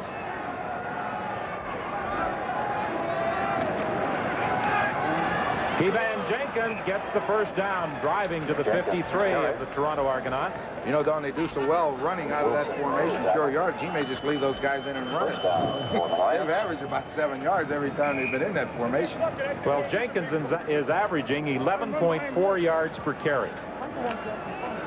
He's run the football 11 times tonight for 156 yards. 1st and 10 for the Lions at the 53 of Toronto. Sandusky, the pass receiver. Down the sidelines, another first down as he is taken out of bounds by Don Moan. Boy, when contact was made with him that time, he grabbed both hands on that football, and he wasn't going to fumble it or have it pulled out of his hands that time for sure. You know, one of the nice things about Matthews, or good things about his coach teams, is that the specialty teams, the short yardage teams, all of the teams that you have to spend time on in order to be a good football team are well groomed and well coached. Sandusky has caught 5 passes tonight for 86 yards. DeWalt will put it in the air again. Incomplete, intended for Sandusky. Pass intended for Sandusky.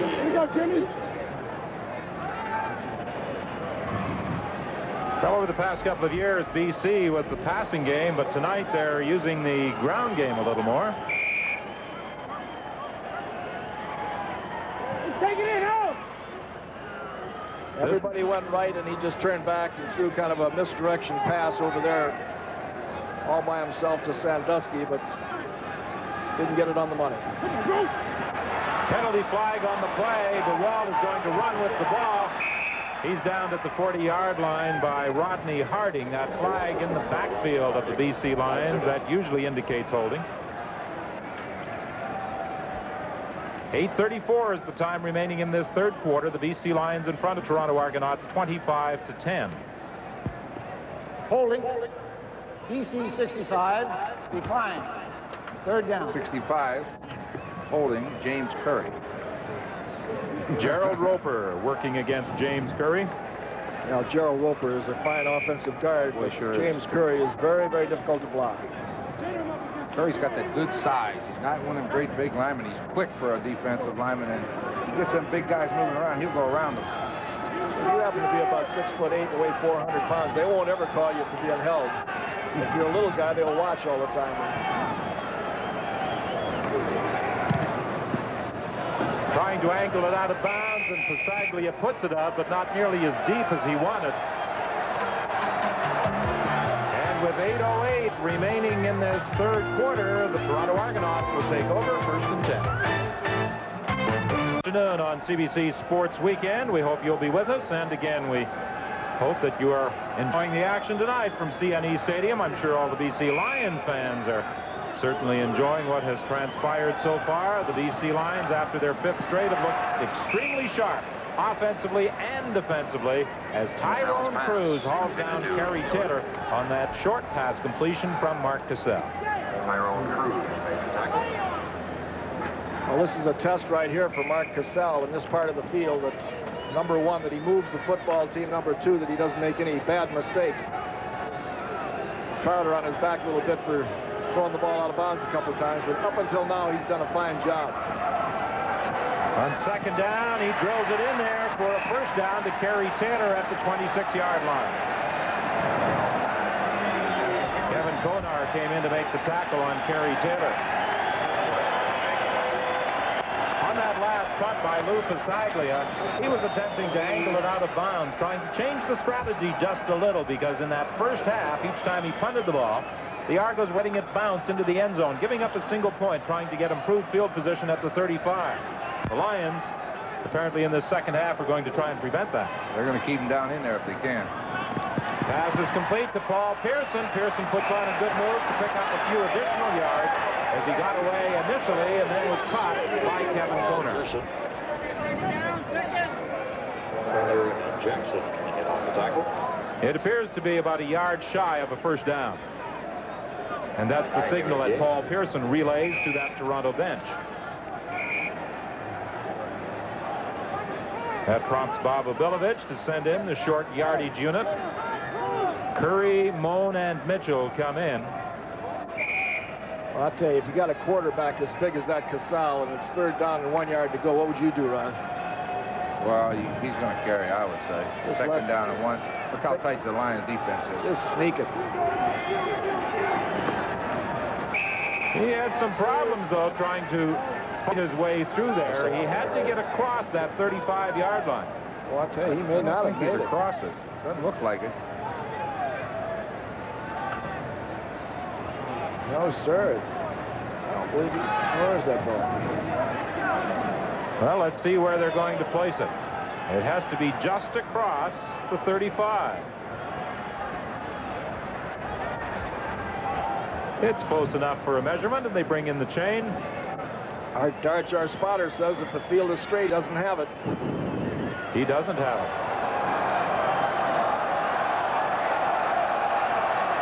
The president of the Spotters Union comes through again. Yeah, that's why he's president. Well, I think you can go. You have to go for it down here with the score what it is right now, and you just got the length of the football to go. It's a gamble. Here's where they check to make sure that defense is giving them a yard. Casal will keep. He has it this time, but not by much. Well, you saw Mike Ray and the rest of that defensive line right down low. They're coming in low, and his only hope was to climb over the top.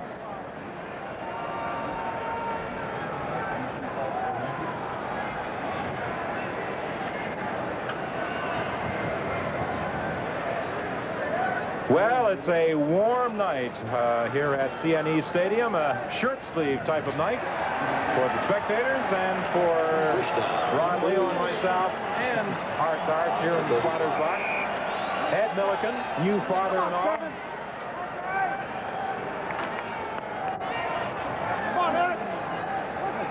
First and 10 from just across the 36. Casal's in trouble. He gets away from Hebler, throws the pass. And they rule that it is a catch by Greg Holmes, but he lost yardage. Well, that's something you very seldom see. That was a pass thrown upfield and a forward pass that lost 5 yards.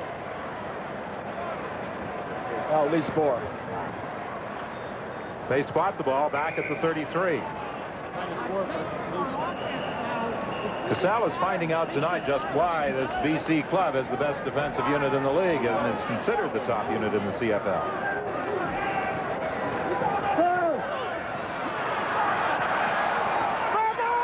Complete to Terry Greer. Greer takes it out of bounds at the 51 of the BC Lions. Boy, he threw that on the run, and he threw a strike just out of the reach of Darnell Clash. See him looking this way. Now he scrambles. Watch him throw it on the run, and watch how close Clash comes. Close. Not close. No cigar. 5:06 is the time left to play in this third quarter. 25-10, the BC Lions lead the Argos. All the scoring so far in the first half of tonight's ball game. Intended for Paul Pearson, incomplete. Good coverage provided there by Eric Emery. Coach Matthews does not like this because all of a sudden the field position has changed in favor of the Toronto Argonauts. I mean, Coach Matthews was anticipating a roll to the wide side of the field that time, and he blitzed Nelson Martin to the wide side. Casal crossed him up. Come back the other way. Stay out of trouble. Second and 10 from the 51. Intended for Terry Taylor, incomplete. He was being covered by Andre Jones.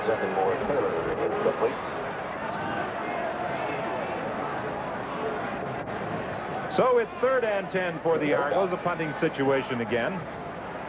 But they did get the ball out of their own zone. They were deep in their own territory. And Darnell Clash will be joined this time by Jim Sandusky on that punt return unit.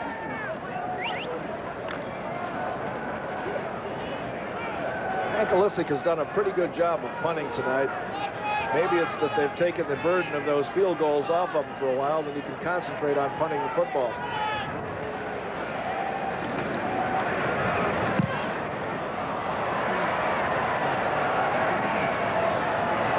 Darnell Clash in his own 3-yard line.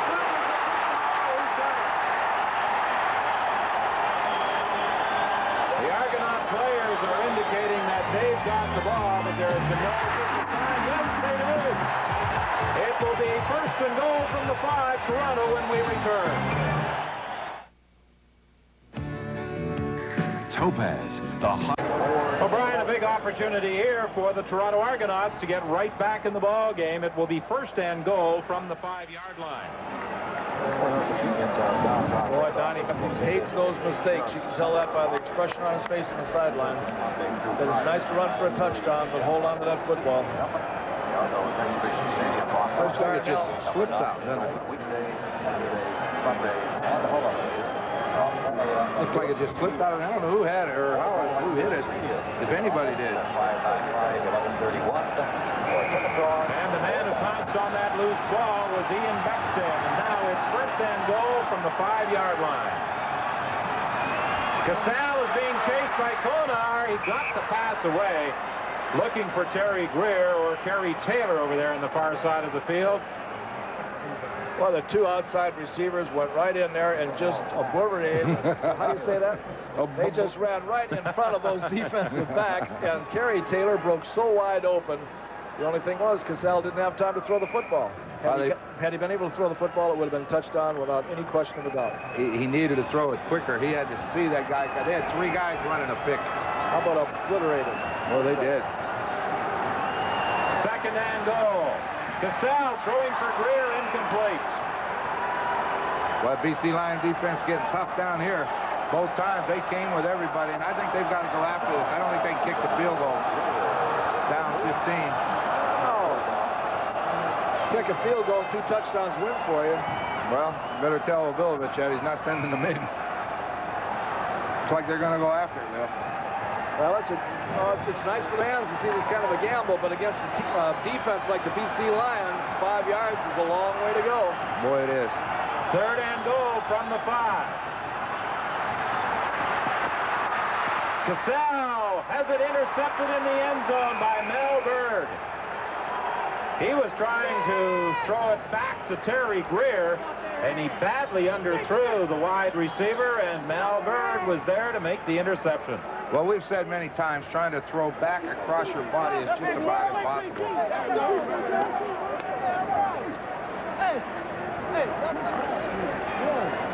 Terry Greer's wide open. That's good defense there. You're allowed to do that, but look how wide open he is right now. But right there, Casale's running for his life. He underthrew the ball. Mel Bird's standing there waiting. That's 4 interceptions now for Bird. And he could be gaining a little consideration for the Darling O'Keefe Game Star.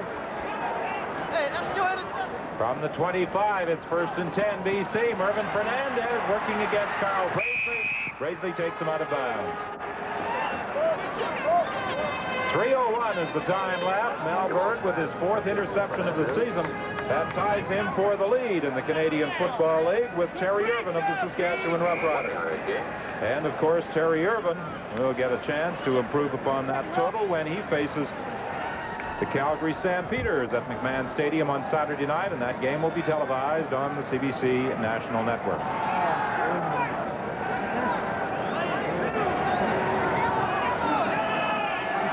Second and 9, British Columbia. Draw play with Keevan Jenkins. All the way to the 47-yard line. Boy, he's a Russian Jesse, but those extra last couple moves there so often allow a defender to get in there and knock that ball loose. But the whistle had blown. We'll see the perfect draw play, which opened up like a suitcase. And watch the block there on middle linebacker William Mitchell. Puts a move on Clay and just keeps on his feet. But the ball came out there at the last moment, but the whistle had blown. That was a gain of 21, and Keevan Jenkins now has 147 rushing yards. And Ron Robinson takes that Roy DeWalt pass for what appears to be another BC first down. Not a bad night for Keevan Jenkins. 12.2 yards an average per carry. It's down. He's looking back to his. Now he's going back to the other way. And Ronnie Robinson's just standing on the sidelines. He almost splits these 2 guys and gets away. That's what you call directing it out there, too. He put something on there. From the 51, first and 10 BC. Keevan Jenkins, the ball carrier. Goodbye. Caught by both calf, but not before he hit the end zone. Well, 51 yards for the touchdown for Keevan Jenkins. That was a great job of open field running. Watch that line blocking. Watch this block right here. Gerald Roper will come through right there, and watch the block he makes right here. That's what springs him. It's a counter coming back. 65 comes through the hole. Look at it. Look at Bang. that. That's the way you like to see it. Oh. Nice block in there, too, by, it looked like Roper coming back. Who was that? 60? May have been Roper John and Blaine. John Yeah. Blaine was coming back in there, too, and made a beautiful peel back. But the key block was diagrammed by Gerald Roper, and a 51-yard touchdown by Keevan Jenkins, the point after by Lou Pasaglia, and with 1:13 remaining in the third quarter, it's now 32-10, the BC Lions in front. Keevan Jenkins, the offensive star of the week. He may receive a similar honor this week in the CFL. I know that rush certainly helped his average. You know, Don, maybe you know more about this than I do, but it seems to me someone pointed out on the radio before the game, as we look at this again, Keevan had 2 serious injuries last year and came back off of both of them. We saw that first block by Roper, the second block by Blaine, and then it was all Keevan the rest of the way. He just outran everybody. Well, he now has 2 touchdowns tonight, a league-leading total of 8. Hey, Murph! Last week, he had 3 touchdowns against Montreal.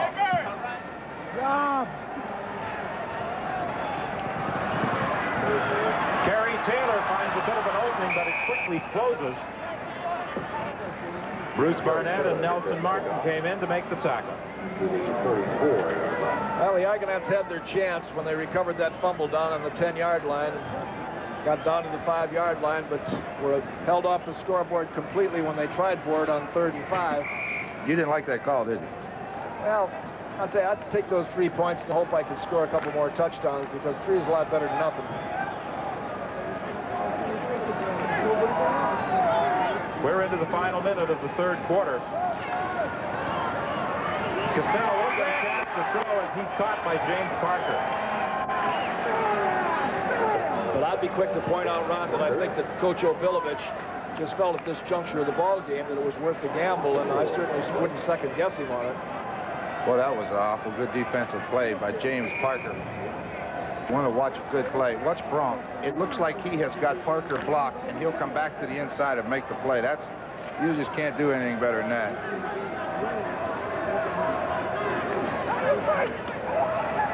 Bronk rolled him off the lip of the cup, but not enough. Pass intended for Paul Pearson, incomplete. And the Argos are forced into a punting situation again. That was an awful long throw. He rolled to the short side of the field over almost to the numbers and throw it back to the numbers on the other side of the field. That ball's in the air a long, long way.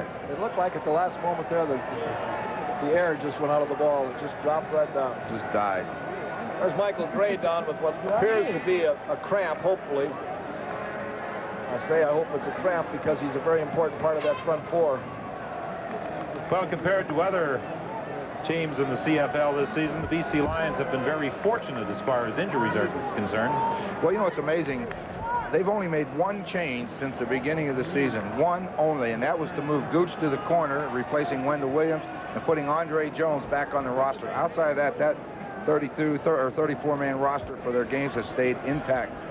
Well, when you got personnel like they have, and you can manage to keep them healthy throughout a whole season, you've got a leg up on a chance to win it all.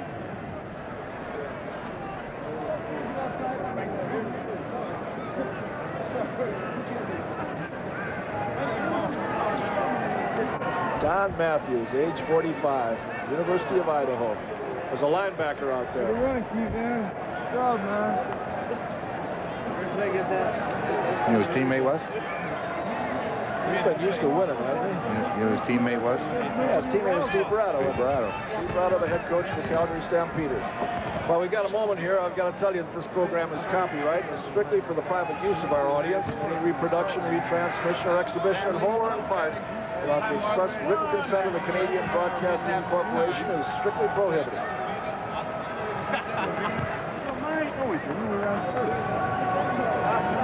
Well, the atmosphere of the BC Lion bench. There's John Ferrone in the shorts. They missed him.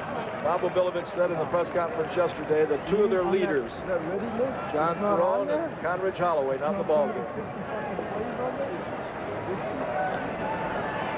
Or Dan Perone. What did I say? John Perone? Way to go, Mike. Way to go, babe. Mike Gray limping off to that BC Lion bench. I think it was a cramp, though, Don. Well, statistically, the BC Lions have really moved in front of the Argos. After the first quarter, the Argos had a slight edge thanks to a much stronger passing attack.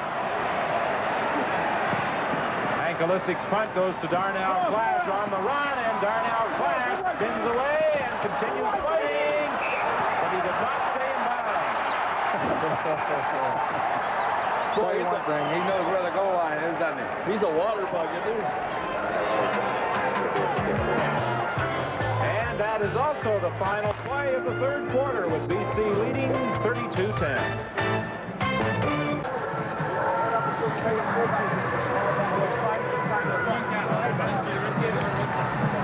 I'll yell left or right. So I bet on it. We shouldn't need this like everyone's intention. It really held him up that time. Get a good.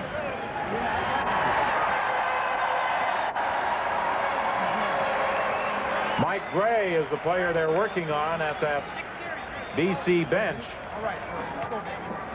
So Reichelt, the trainer, removing the tape from the left leg of Mike Gray. There's those big knee braces that a lot of the linemen are wearing now. A lot of teams are making them compulsory that they wear them.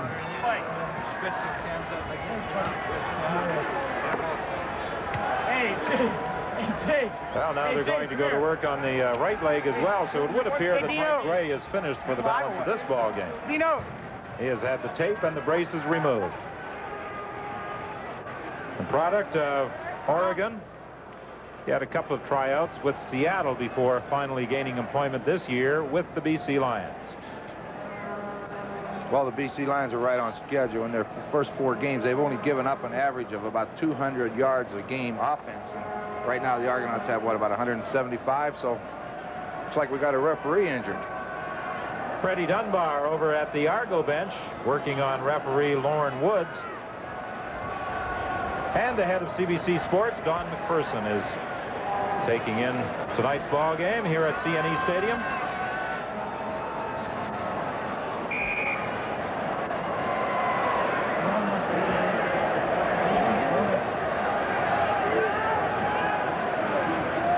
Sandusky goes wide to the left. Fernandez to the right. The opening play of the fourth quarter. DeWalt throwing deep. He has Sandusky open. Touchdown. And there's also a penalty flag on the play.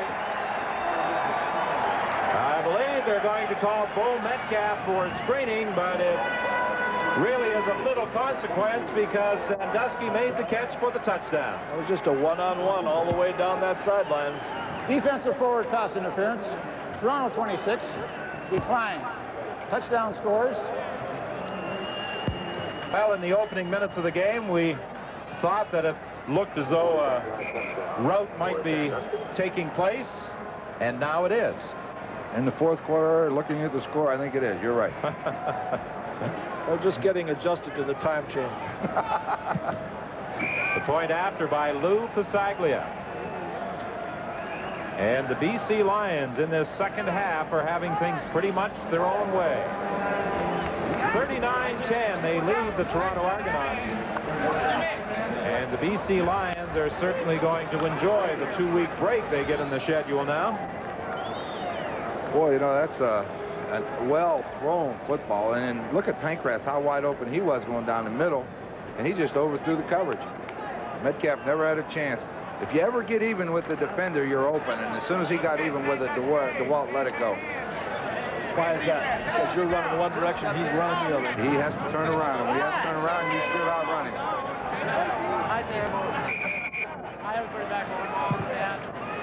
Well, that saves the price of a phone call. Passing along greetings to all the viewers back at home as Townsend on the kickoff return is stopped right at the 19-yard line. And the BC Lions have dominated in every department on special teams, defensively, offensively. They have really looked sharp tonight. I have a feeling he's probably finished for the night. Roy's probably going to take it easy, and he'll get Cowan ready to go. Well, the one thing that you can observe is that the new quarterback for the Argos has made some good plays, hung in there pretty tough, Mark Cassell, but for a consistency factor over a whole game, he's not going to be able to do it until he has a lot more time and grade. The rookie, Mark Napierkowski, is playing that defensive tackle position in place of Gray. The pass complete to Townsend for a first down out to the 47-yard line. Well, that's that pass they threw early in the third quarter when we said he's trying to hit that dead spot or that open spot just behind the corner. This time Townsend was in it, and he laid it in there. Well, Mark Cassell, Ron's done a lot of good things in this ball game. But just as I said before, over an entire game, if you don't have the experience, it's tough to make the play after play. And especially against the defense as strong as BC's. They can make anybody look ordinary. Now we got Mr. Cowan warming up on the sidelines, and maybe we're going to see him. Hohense is in at quarterback, and he passes complete to Greg Holmes. First down at the 39. Hohense is from the University of Minnesota. Played for Ray Yock down in Washington for a while. Tried out with Saskatchewan this year. He's a 2-year veteran of the USFL. He played with the Washington Federals. He's activated from a 21-day trial. The backup starting this game with the injury to Conrad Holloway, and now he has replaced Mark Cassell. And he looks for Kerry Taylor, throwing incomplete.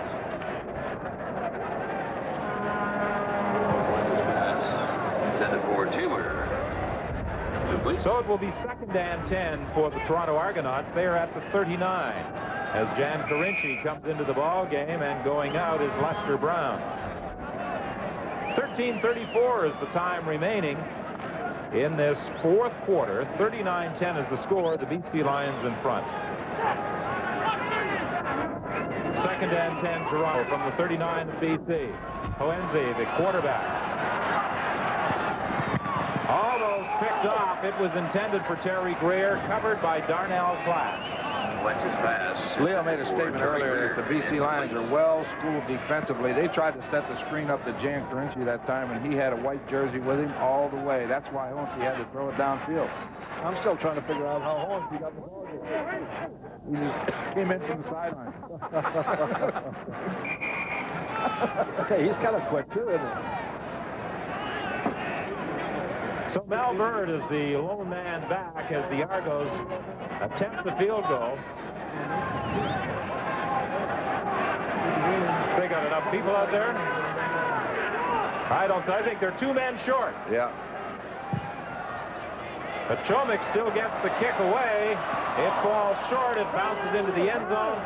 And Mel Bird is going to run around a little back there, and apparently he did step out of bounds.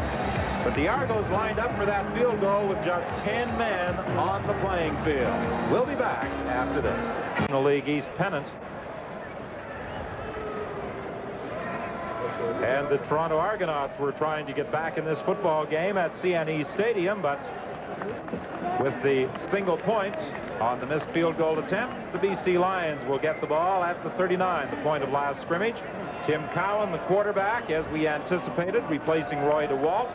And Ryan Potter has gone into the ball game, taking over from Keevan Jenkins. So any hopes that Keevan Jenkins had of perhaps establishing a single-game rushing record go down the drain. He finishes with 198 yards. If, in fact, he doesn't return, the CFL record 287, set by Ron Stewart of Ottawa back in 1960. Pass intended for Pankratz, incomplete. Pass intended for John Pankratz. James Parker, a former Shenley Award winner. Now in quarterback for the Lions. And Darnell Clash, an exceptional punt returner, enjoying this game. And there's certainly, as I said earlier, a different atmosphere when you look at the BC bench as compared to the Toronto bench. The winners tell funny stories, and the losers holler, roll them. Just over 31,000 taking in the action tonight, and Cowan passes complete to Ron Robinson. First down at the 51 of Toronto. Cowan's pass completed to Robinson. 19-yard gain. You'll see Robinson coming from the left side. He just as soon as he gets a step on the defender, the ball's in the air. Could have been thrown better. I said before the game I thought this was as good or the best 1-2 combination in Canada right now, but we've got a couple other good ones. Clemens and Huffnagel over there in Winnipeg. These guys are having a success. Sideline pattern incomplete, intended for Sandusky. He was being covered by Carl Braisley. College pass intended for He Sandusky. threw that one in the right place, out of bounds, because there was nobody open. Well, right now, I don't think it's difficult to pick a Carling O'Keefe offensive game star. Kevan Jenkins has a lock on that one, in my opinion, but what about a defensive award? Well, I picked Jenkins. You guys get to pick the defensive star. What happened? You're bailing out, are you, Lancaster? No, there's quite a few down there that you could give it to. A couple pretty good defensive backs in there tonight. Rodney Harding wrapped up the ball carrier, John Henry White, and forced the BC Lions into a punting situation. He was signed as a free agent. He's a product of Oklahoma State. Go over. And under. 11:20 is the time left to play. 39-11. The BC Lions lead the Toronto Argonauts. Well, we made it work, so if we do a double negative. Okay, go over and under now. No, let's see where it is. This one is going to bounce into the end zone, and it will be a single point as Jan Carinci goes down on one knee. That comes with 10:55 remaining. And viewers in Southern Ontario and Windsor will see the German Grand Prix beginning at 4 Eastern Time. The rest of the country will see the Grand Prix at the conclusion of the Montreal-Pittsburgh baseball game on Sunday. Don Matthews, the head coach of the BC Lions, the 11th head coach in the history of the club. A record of 27 wins, 8 losses, and 1 tie in the 2 years that he has been the head man of the Lions, and the 4 previous games he has played this season. That will now improve to 28, 8-1 with tonight's victory, 10:55 away. He's got one of those, when the game's over, I got one of those voted 11. First and 10, Toronto from the 35-yard line after that 54-yard single by Lou Pasaglia. Owense's pass. Incomplete. For a moment, I thought that maybe Kevin Konar or Tyrone Cruz had stepped in front of that throw intended for Lester Brown. Well, they try that screen pass again, and Konar was just sitting right on him. Don mentioned 2 names that have to get some consideration for our game star. Both Konar and Cruz have played outstanding.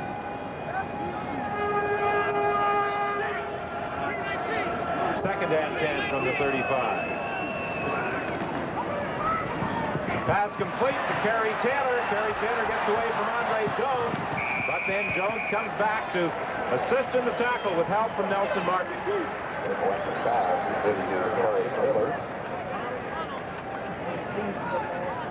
Well, you see him blitzing, and then Taylor comes back against the flow, right back inside. He makes the catch and then eludes Jones. But Jones knows that's his man. He better go get him. On the BC 53.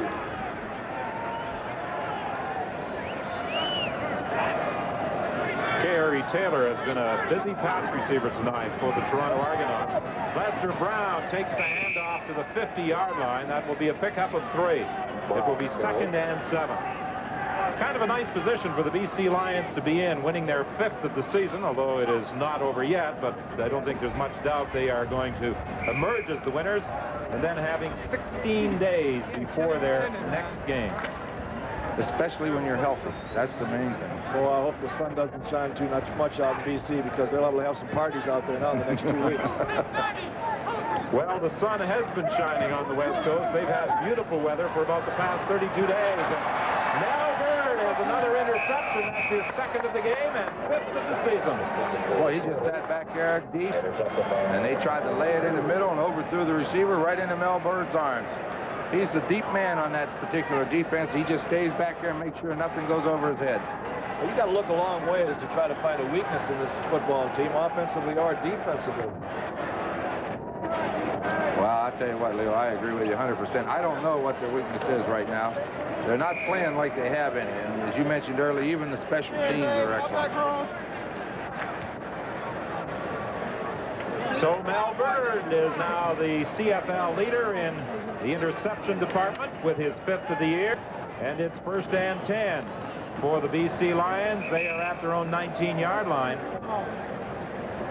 And Kevan Jenkins is back in the ball game. So with that run, he goes over the 200-yard mark. Well, he's got the running formation. I was going to say, we mentioned that earlier, and there they are, the big guys. The short yardage offense is out there for the Lions. Kevan Jenkins now with 14 carries for 203 yards. He gets the ball again, still on his feet, and he stumbled to the 25. Had he been able to maintain his balance, he had some room down that right side. It was Walter Ballard who made the initial contact with Jenkins to trip him up.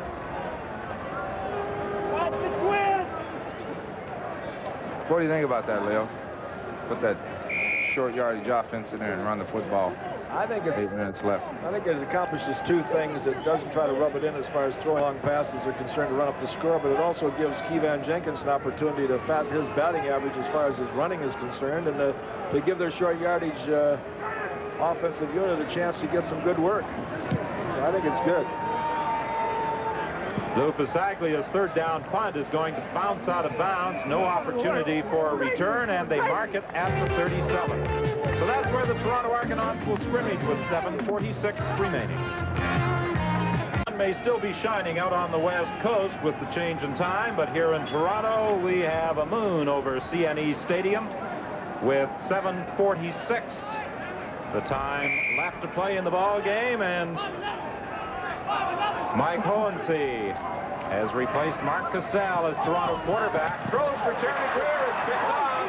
And Mel Bird has his 3rd of the game. Terry Greer makes the tackle at the 49 of the Toronto Argonauts. I'll show you what. Here's what Hohensee does wrong. Just watch this man.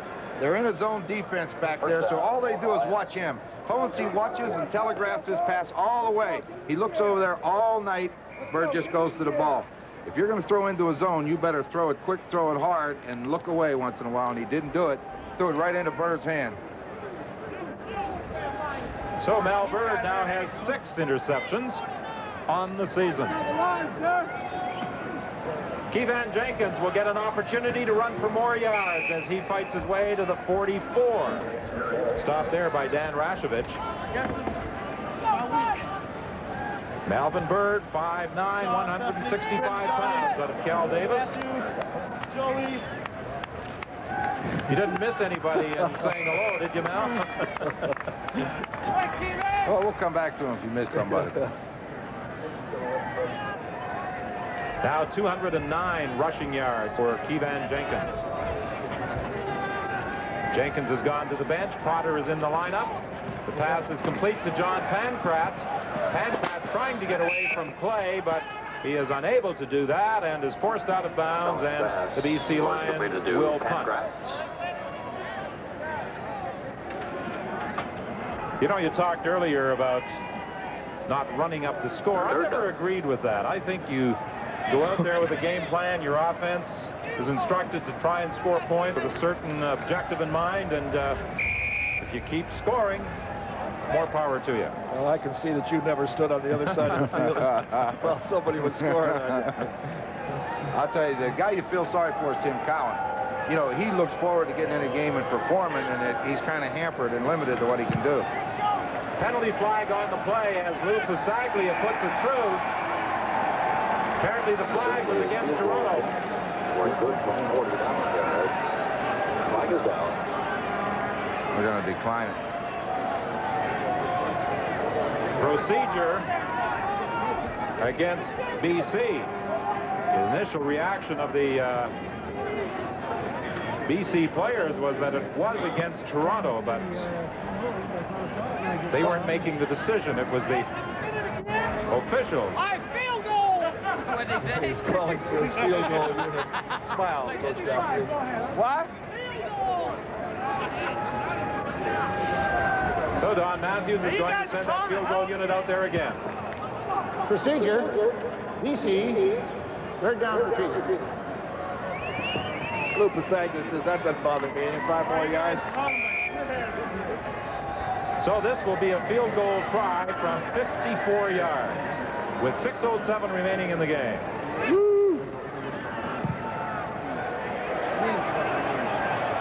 He's got it. Wise decision on the part of the coach.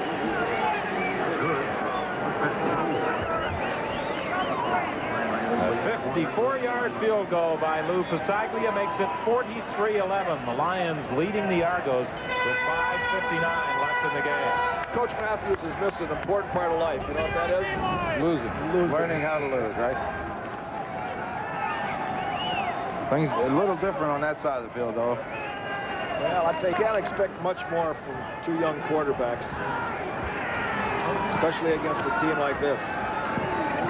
Owensy lost the football. It bounced up, and he grabbed it again. It almost looked as though that ball slipped out of his hand as he attempted to throw it. Very wise move. If he throws the ball, it's another interception. The Argonaut coach says, let's put that one in. That linebacker is right in his way out there. He tried to throw the slant to Greer. The linebacker showed up, and he tried to pull it down. That takes years of practice to catch that ball in the hop. That's right. Reverse, with the reverse English. So it is a first down out to the 46-yard line. Owensy pass is complete to Greg Holmes for another first down. He took that pass in front of Keith Gooch. He's had a pretty easy night tonight, hasn't he, Gooch? Indeed he has. Oh, there's no question that the Toronto Argonauts sorely miss Conridge Holloway. You can't get over. He has been the engineer of that offense for the last 3 or 4 years. It really doesn't operate as efficiently or nearly as efficiently without it. Owensy is going to run this one.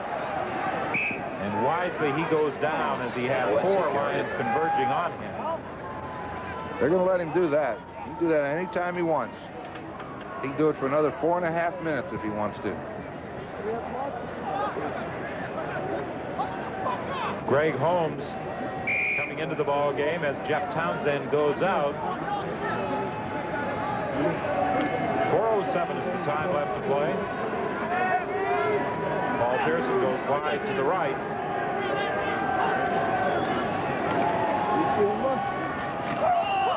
Complete to Terry Greer. He steps out of bounds down at the 19-yard line. Owensy pass was completed to Terry Greer.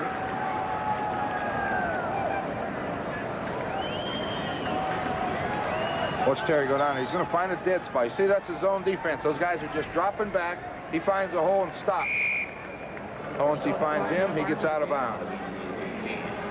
Gain of 21 for Terry Greer. He has caught 4 passes tonight for 79 yards and has scored a touchdown. The only touchdown the Argos have scored tonight. Greer again out of bounds down at the 5-yard line. Another Toronto first down. This guy's a fine athlete. Went to high school in Memphis, Tennessee. Alabama State University graduate. First and goal. Signed by the Argos in 1980, and he has been the key man in their passing attack since arriving with the double blue. Well, they're down there again. Let's see what happens. Greer's over here by himself. From the 5 into the end zone, incomplete. He overthrew Terry Greer on that pattern. It's like kind of a timing pattern. Greer's going to try to just get outside. Owensy is just going to lay it up to the sidelines. Gooch interrupted it when he hit him. Hit Greer coming off. That time Lester Brown broke wide open. They're sending in a replacement for him right now. Maybe they try to get the ball to Grinchy. They like to throw the ball down here inside the 10-yard line to Bronk coming out of the backfield.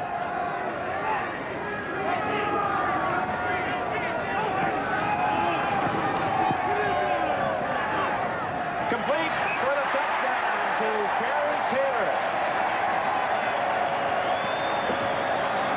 Took took a little bit of athletic ability the way that Hornsey worked around there and got that ball off at the last moment to Taylor.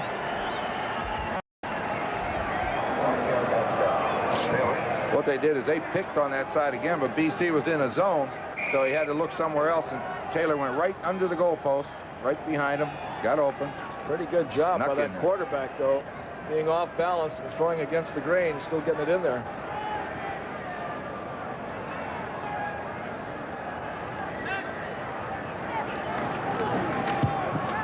Point after, and it's a 43-18 ball game with the BC Lions in front, and we'll be back with the Argo kickoff after this. Picking that offensive game star isn't going to be much of a task tonight. That man, 23, Kevan Jenkins, has it wrapped up. Mel Bird has 3 interceptions. He could be the defensive game star. Well, will the Argos try the short kick? Yes, they do, but it's far too deep as Merv Fernandez takes it at the 39-yard line. And out to the 42, and that's where the BC Lions will scrimmage with 2:49 left to play. It's not a very good short kick by them. I mean, you got to kick that thing high to the sidelines. First down. Well, we're going to see Taylor. You see everybody coming inside. Now they're going to run Pearson outside, and since it was his own defense, now Taylor just goes and finds a hole. Holmesy finds him. He sneaks in. Easy game.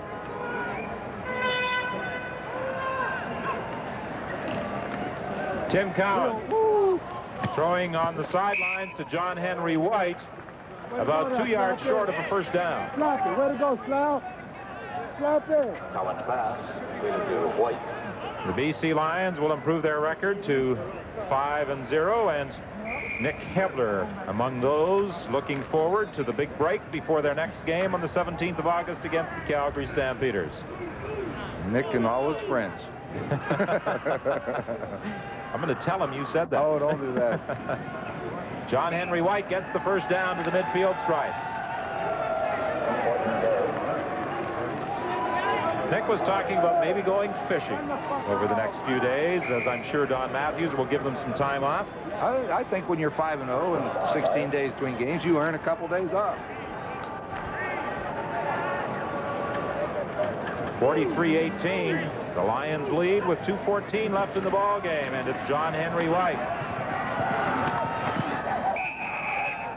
Gain about 7 before being stopped by Dan Rasevich.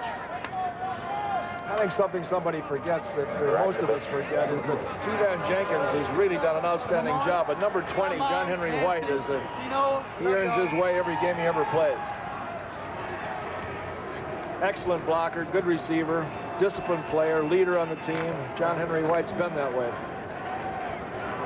10 years in the league. That's a long time for a running back. Not very big either. Potter gets inside the 45-yard line. He's the son of a former CFLer. Rick Potter, who played with the Winnipeg Blue Bombers a few years back.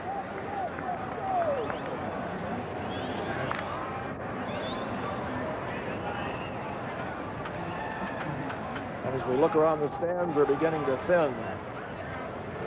The Argos have been pretty used to winning in the last several years.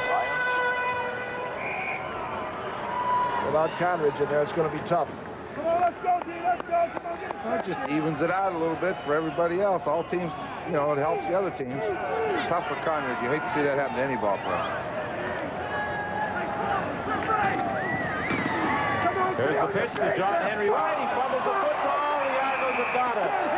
Darrell Wilson grabbed that ball as it popped into the air.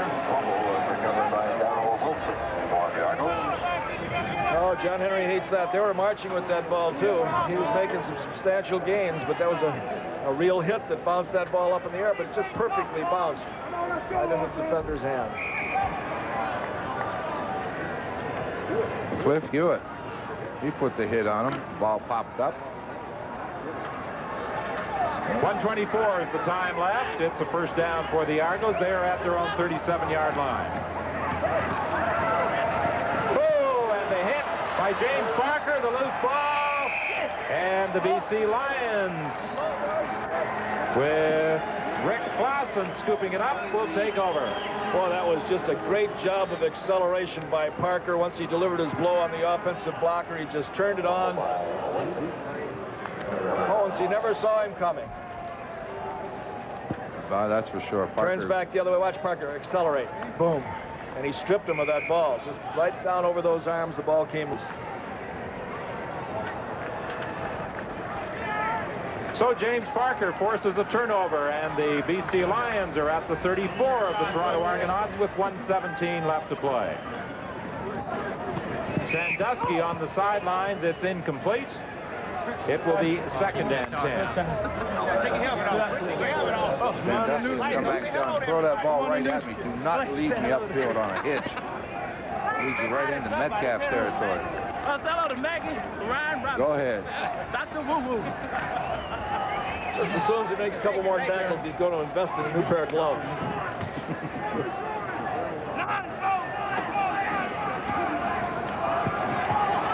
Cowan throwing it for Fernandez. It bounces and into the arms of Cliff Hewitt. Well, you saw Mervyn Fernandez knew he wasn't going to catch the ball. He tried to bat it down with his left hand, and it ended up right in Hewitt's arms. Hewitt. So late in this ball game, it is turning over. First, the BC Lions give it up. They get it right back, and now the Argos, with another interception, take over at their own 6-yard line. They couldn't possibly do it again, could they? Parker will go in there and say, let's get it back one more time. One more time. That last fumble, Gray thought he was going to pick it up and run for a touchdown. He might want to try to get one.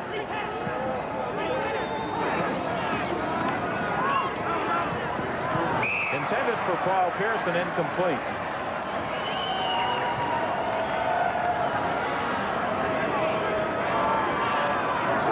For Pearson, incomplete. 2nd and 10. Hohensee took over from Mark Cassell in the 4th quarter. Cassell, number 17. And, of course, he was elevated to #1 status among Argo quarterbacks with the injury last Friday to Conrad Holloway. It's going to keep Holloway out of the lineup 6 to 8 weeks. They are anticipating that he may be back in time for the game against the Winnipeg Blue Bombers. Draw play, the quarterback, Hohensee, keeping. He is stopped short of the first down. That was a quarterback draw all the way. Just felt that that BC team was coming in there with kind of an undisciplined rush, and the quarterback could step back and find a seam and get that first down. It didn't work out that way. They're too quick. Well, Bilovich is hoping that Holloway, as I said, will be back for that game against Winnipeg on the 27th of September. But unless the Argonauts can start generating some consistent offense before then, they may find themselves in some trouble in this Eastern Conference race. Well, I think so. I think that a lot of the teams are pretty even anymore. Well, we've seen Ottawa come along in the 2 games that we've seen them. They're a contender over here now. Montreal certainly is stopped at the 50-yard line. 28 seconds is the time remaining. Steve Delcol was in there to make the tackle. Darnell has run about 100 miles tonight. Never gets tired. On the Argonaut 50. Well, you know, you talked about all aspects of the BC Lions game. Punt returns, kickoff returns. Lou Pasaglia, one of the top punters and placement kickers in the league. Defensively, offensively, there really isn't a weakness with this BC Lion team. Sure doesn't appear to be, Don. That takes the clock down to 24 seconds. The only weakness that they could have is the fear of complacency, and I don't think that Coach Matthews is going to allow that.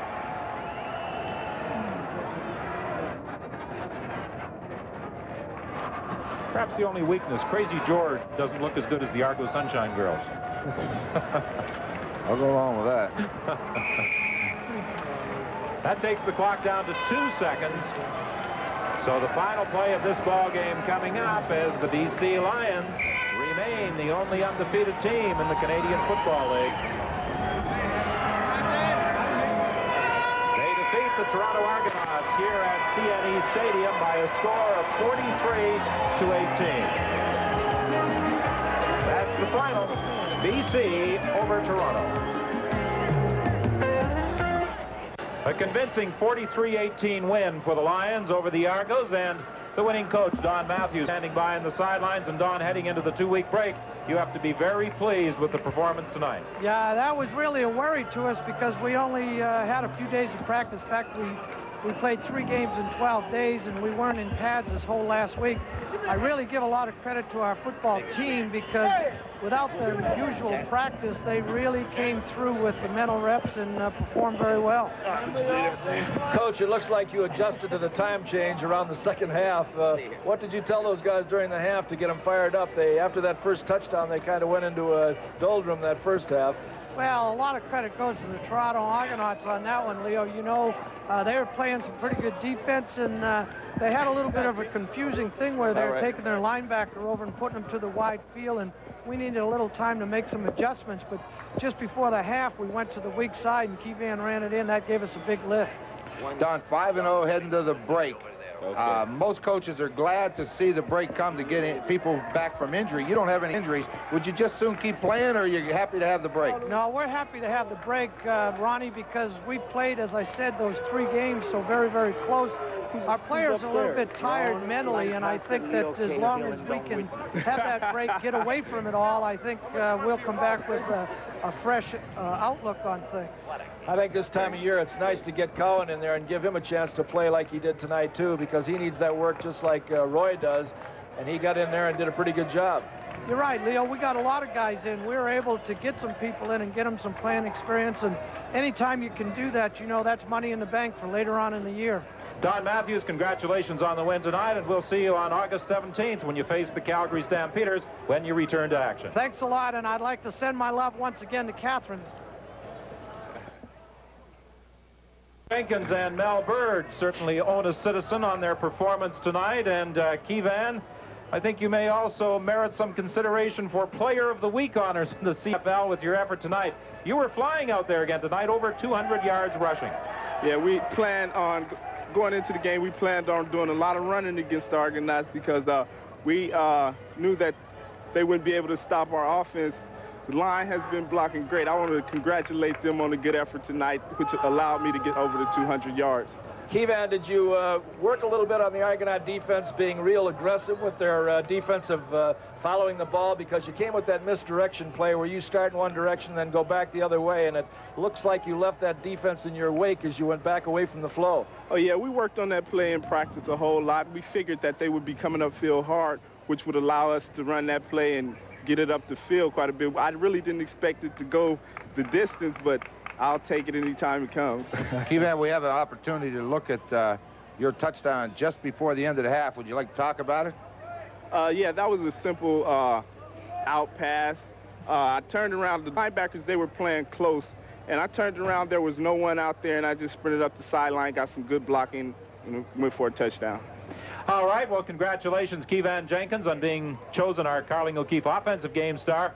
Mel Bird, 3 interceptions tonight. A big night for you as you now lead the CFL in that category. Yeah, it was quite a night out there, 3 in one game. I've never done that before. Like I say, defensively, we were, you know, flying around the field. The front four did a great job. Well, Ron Lancaster said up here in the booth that one time there that Hohensee looked, he didn't walk away from the coverage at all. He just looked over to your side. You saw him all the way, and you knew he was going to come over there, and you just went from the middle of the field and went right over and picked that ball off. You played it all the way. Yeah, they weren't reading our secondary too well, and we were basically trying to give them some false reads, and I just happened to, you know, read the quarterback and get to the area.